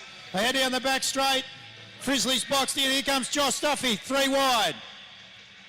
Works the bend strongly. Jones though leads him through with 2 to go. Gallagher still giving himself some room in order to be able to move up onto the outside if required, and he might need to do so now. Here comes Josh Duffy. Boddington working hard. Hadley still sticking in. Emulus at the back. Boxed in is Frisley. Not sure how he's going to go. There goes the pocket rocket. Gallagher around the outside. Josh Duffy of Toby Jones. Ahead down the back straight. Here comes Eddie Marks. And look at Graham Frisley go. The bear from Montana. 4 wide. The pocket rocket on the inside. Duffy. Oh, he's taken all before him. Beats home Graham Frisley. Close for 3rd. I'm going to go with Gallagher from Marks.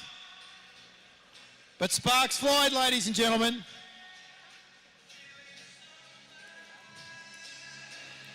Josh Duffy. Well done, Josh. That one's for you, Mum. Or the girlfriend.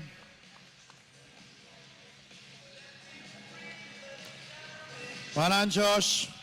Points to the crowd. Frisley for 2nd. I didn't quite get 3rd. I went with Marks.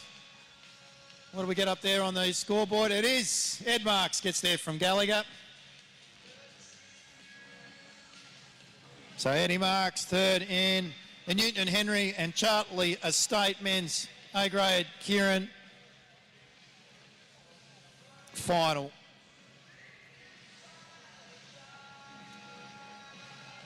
Up next, ladies and gentlemen, we're going to move to under-17 wheel race, brought to us by Hog's Breath Saloon and Bar.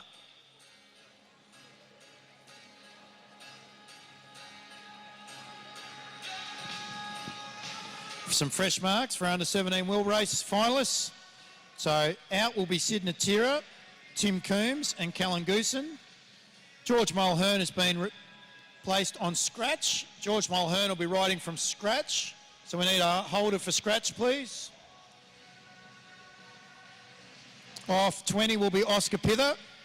Fletcher Mason will be riding off the mark of 30. And our front mark, our limit rider, off 180 in the wheel race final. Brought to us tonight by Hog's Breath Saloon and Bar. Thanks to the Hogster for turning out tonight.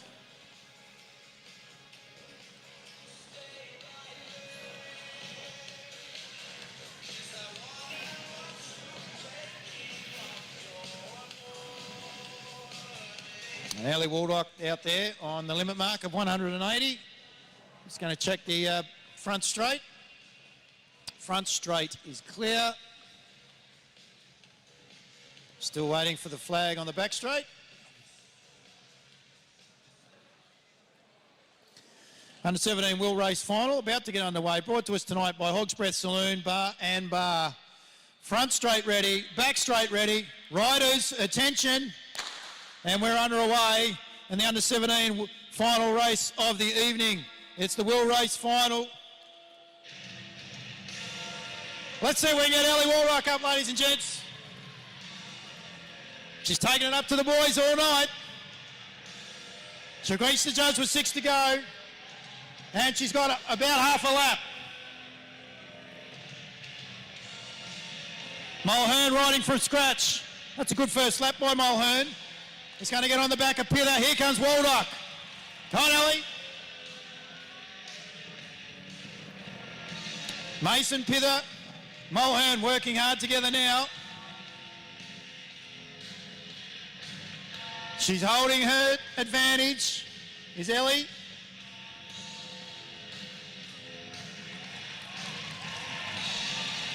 Crowd favourite Ellie Waldock. Greets the judge with 4 to go. Mason moves to the rear of the field. Mulhern and Pither. Bit of work to do here. She's charging out in front though is Ellie Waldock. This will be a great way for Ellie to end the night. Taking home the glory in the under 17 wheel race final brought to us tonight by Hog's Breath Saloon and Bar. Come on, Ellie. Look at the smile on that dial. Away she goes down the front straight. To the cheers of the crowd. Mason leads them through. They greet the judge with 3 to go. They're on the same straight now as Ellie. Come on, Ellie. Push. Into the main straight. 2 to go for Ellie. She comes through now. They're charging now, Ellie. In behind, George Mulhern is Mason and Pither. Their tongues are hanging out now, Ellie. They're into the straight, right in behind you. Ellie Waldock, ladies and gents, come on, Ellie. She works the bend hard. Here they come. Come on, Ellie. Into the main straight. She gets up out of the cell. Ellie Waldock, fan favourite. What a ride though by the boys in the back. Pither, Mulhern, Mason. They catch her on the back straight, around the outside. Pither and Mulhern. Mulhern right around the outside. Pither kicks. But he's going to be relegated to second place. Great ride by the scratch rider. George Mulhern. Oscar Pither in second position.